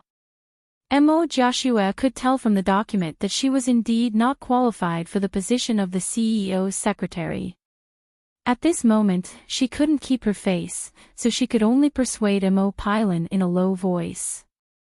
She was a college graduate who had just graduated from the university. No matter how Jean Wan had been ridiculed earlier, she was still holding Mo Jingshen's hand and standing by his side steadily. There was not the slightest discomfort on her face. Perhaps Jean Wan had received high education since childhood. No matter what kind of situation she was in, her performance was always full of confidence and calmness. Her temperament was not comparable to that of any ordinary girl. This made Mo Joshua feel even more inferior. Right now, she just wanted to leave this place as soon as possible to avoid humiliating herself. I won't go. Why should we leave? You haven't finished speaking. Mo Pylon said angrily, Jean Wan's surname is not Mo. Who does she think she is? Let the Mo family come here to judge right now. Mo Joshua was so embarrassed by her mother's unreasonable appearance that she did not know what to do. She could only tug hard but could not move her. In the end, she simply kept quiet with reddened eyes. Madam, I'll send you back to your room to rest. It's too noisy here. Auntie Chin received Mo Jingshen's gaze and rushed to Jean Wan's side to speak softly. Jean Wan did not move. Her gaze met Mo Pylon's. She was about to speak when her hand was silently pressed down by Mo Jingshen. Mo Jingshen spoke softly and indifferently, Jean Wan is my wife. Her surname is not Mo. Aunt, where did you come to this conclusion? Mo Pylon's tone choked. She stiffened for a moment and began to argue irrationally, sooner or later, we will still have to divorce. Mo Jingshen turned slightly, holding Jean Wan's hand. His words were directed at Mo Pylon. His thin lips were covered in ice, and his tone was as cold as frost. I respect you as an elder and have given you some face. Watch your words. Don't go overboard, or it won't be easy for us to meet again in the future.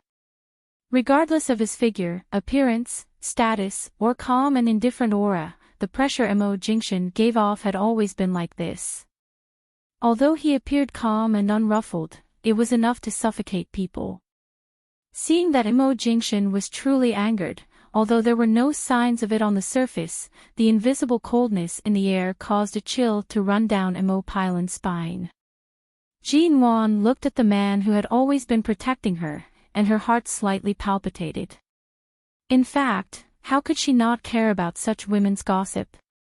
However, Mo Jingshan's protection made her feel as though she had always been sheltered under his wings, warm and secure.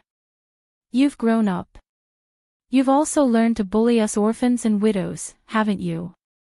Mo Pylon suddenly appeared as though she had been wronged, her voice trembling. Mo Jingshan's gaze remained cold. If you don't leave, are you going to be thrown out? You guys. Mom, if we continue talking here, we won't be able to gain any benefits. Mo Joshua tugged on Mo Pylon's sleeves. Don't talk about whether Jean Wan's cousin should get a divorce or not. Their relationship seems to be quite good. If you say such words here, it's clearly our fault. Mo Pylon gritted her teeth, lowering her voice as she turned back to say, You damn brat, what are you saying? Are you trying to boost others' prestige and destroy your own? How was this nonsense? Mo Joshua raised her eyes to look again. She saw that Jean Wan's hand had been held by Mo Jingshan the entire time. The feeling that no third party could intervene was too obvious. Mo Jingshan had always been someone who did not show his emotions. Today, she could see that he was truly angry. From start to finish, he had been protecting Jean Wan. If they were to continue talking, not to mention the Yu Garden, they might not even be able to enter the Mo family's door. Mo Pylon was not stupid. It was not that she could not see that the current situation was very disadvantageous to her. It was fine to offend Jean Wan, but if they were to fall out with the Mo family because of this, it was easy to imagine the situation in the future. Even though her expression was ugly, before Mo Pylon pulled her daughter away, she said unhappily, Jean Wan, don't be too happy too early. Jing Shen is not as simple as you think. You think he treats you well, spoils you, and protects you. In reality, isn't it because of the family's interests? After all, the woman in his heart is already. Mom. Mo Joshua saw Mo Jingshan's gaze and trembled all over. She rushed to interrupt her, pulling her out with force. The door opened and closed. When it closed with a panged sound, it was truly shocking. Jean Wan paused for no reason because of the movement. Dash.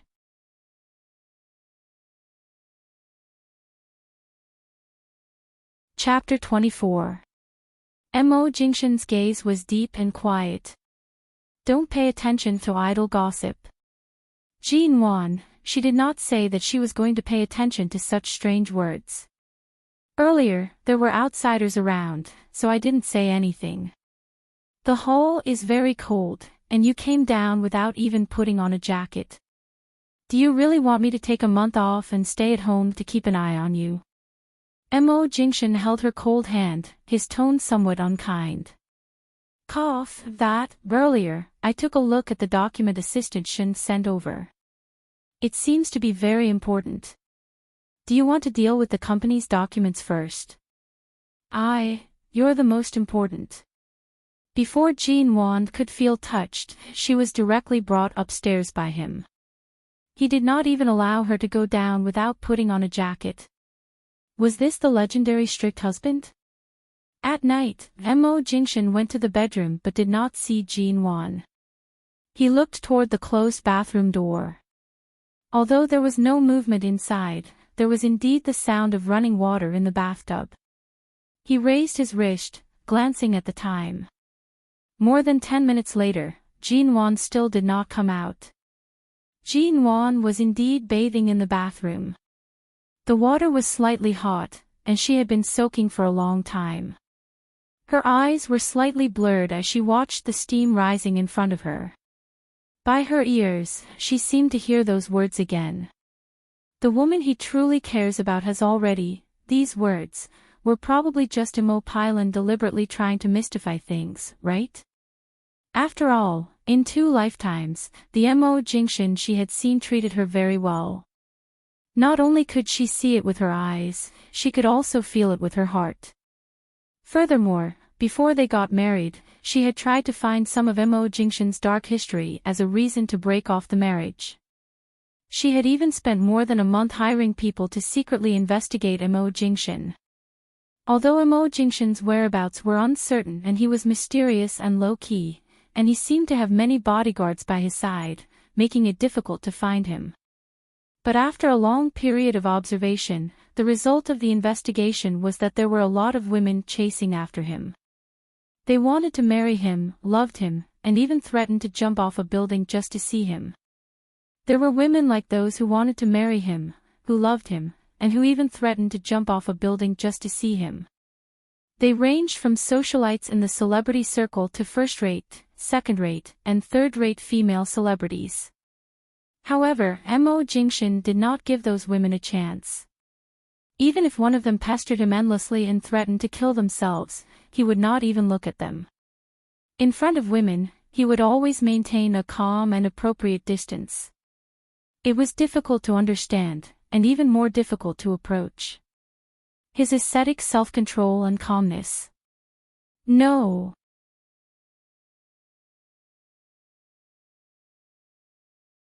That night, he tormented her until her voice was hoarse from crying, but he still did not let her off. And last night, she was burned to such a state, yet he could still get hard. Abstinence my ass, he was abstinent. The bathroom door was suddenly opened. Jean Wan, who was lying on the bathtub in a daze, abruptly raised her eyes. She stared in shock at the man who strode into the bathroom. Amidst the white mist, the man's tall figure was somewhat dazzling. She narrowed her eyes and came back to her senses. Only then did she realize that she had been soaking in the water for too long. Her brain was dizzy and a little slow. "What are you doing?" "I'm taking a shower." Her wet hair was scattered over her shoulders and back like black seaweed, and the water droplets on her face reflected the light in the bathroom. Mo Jingshan only took a look at her, pulled the towel over him, and took her out of the water. Before she could say no, she was wrapped in the towel. Without saying a word, he carried her out. "Mo Jingshan, I was showering." "Why did you suddenly enter? I've already given you close to 20 minutes. The water is so hot, and you've soaked for so long. Do you want to faint in there again?" Jean Wan heard his unkind tone and did not understand why he would suddenly lose his temper. She furrowed her brows. "Then you could have just called me from outside." Mo Jingshan placed her on the bed, casually tugging the towel off her body. Jean Wan's entire body felt cold. She was not wearing anything and subconsciously rolled around on the bed, wrapping herself in the blanket again. "Didn't I help you bathe last night?" Mo Jingshan tossed her towel to the side. "But I can do it myself tonight." Mo Jingshan appeared as though he did not hear anything, tugging the blanket off her body. Jean Wan was slightly at a loss due to his sudden domineeringness. Could it be that he did not sleep well last night, and seeing that her condition was better tonight, he wanted to make up for it? Mo Jingshan lifted the blanket and placed her in, calmly saying, "Jean Wan, the most important thing between a husband and wife is trust. No one's gossip should affect your emotions." His tone was too indifferent. Jean Wan glanced at his light brows. Earlier in the bathroom, she had really thought too much about things she should not have thought about. Did Mo Jingshan know how to read minds? Or was he too easily able to see through people's hearts? "You don't want to sleep. Have you completely recovered from your illness? If you don't want to sleep, why don't we do something else?" Jean Wan's fingers on the blanket involuntarily curled up. I'm still not fully recovered." Mo Jingshan bent over, reaching out to raise her chin. He lowered his eyes to lock his gaze on her face. Jean Wan was about to speak, but he took the opportunity to lower his head and kiss her. The deep kiss that exceeded her expectations caused her to feel slightly dizzy. It was only when her naked body began to curl up in the blanket that he gently bit down on her lips. He pressed his lips against hers, speaking hoarsely, "Sleep or sleep with me, choose one." Ji-Wan covered her head with the blanket with a whoosh. "Of course, sleep." Mo Jingshan was suddenly so domineering. She was afraid that she would not be able to take it. When Ji-Wan woke up, the warm sunlight from the bedroom shone on the bed. She narrowed her eyes to look out the window, then picked up her phone to check the time.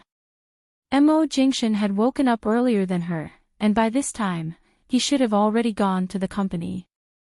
Yesterday, he had specially stayed at home to accompany her, but this morning, he had a weekly company meeting. After resting at home for 2 days, her mental state was very good. She went to brush her teeth and wash her face. When she returned to the bedroom to change, the phone placed by the bedside rang. She walked over to take a look. It was a call from the Ji family. She could guess that her father must have received some news. Otherwise, with his smelly and stubborn temper, he would definitely not call her for no reason. "I heard that you plan on buying the 2 real estate companies in Han Tianyuan's hands." The moment the call connected, Ji Hongwen coldly questioned her. It had been a long time since she heard her father's voice. Ji-Wan was momentarily dazed. "Why didn't you discuss such a big matter with the family?" Han Tianyuan, that trash, never knew how to do business. Not to mention the fact that the domestic real estate industry is not doing well, the 2 companies in his hands are already facing the risk of collapse. "You actually want to spend 30 million to buy them? That kind of company, we can't even accept $1 million. You're tuning into the LoveLore Library YouTube channel. We're so grateful for your support, and don't forget to subscribe to join us on this incredible journey through captivating stories. Your generosity through donations truly makes a world of difference, as it's the primary source of revenue that allows me to expand and enhance this channel for you. Thank you from the bottom of my heart for being a part of this adventure.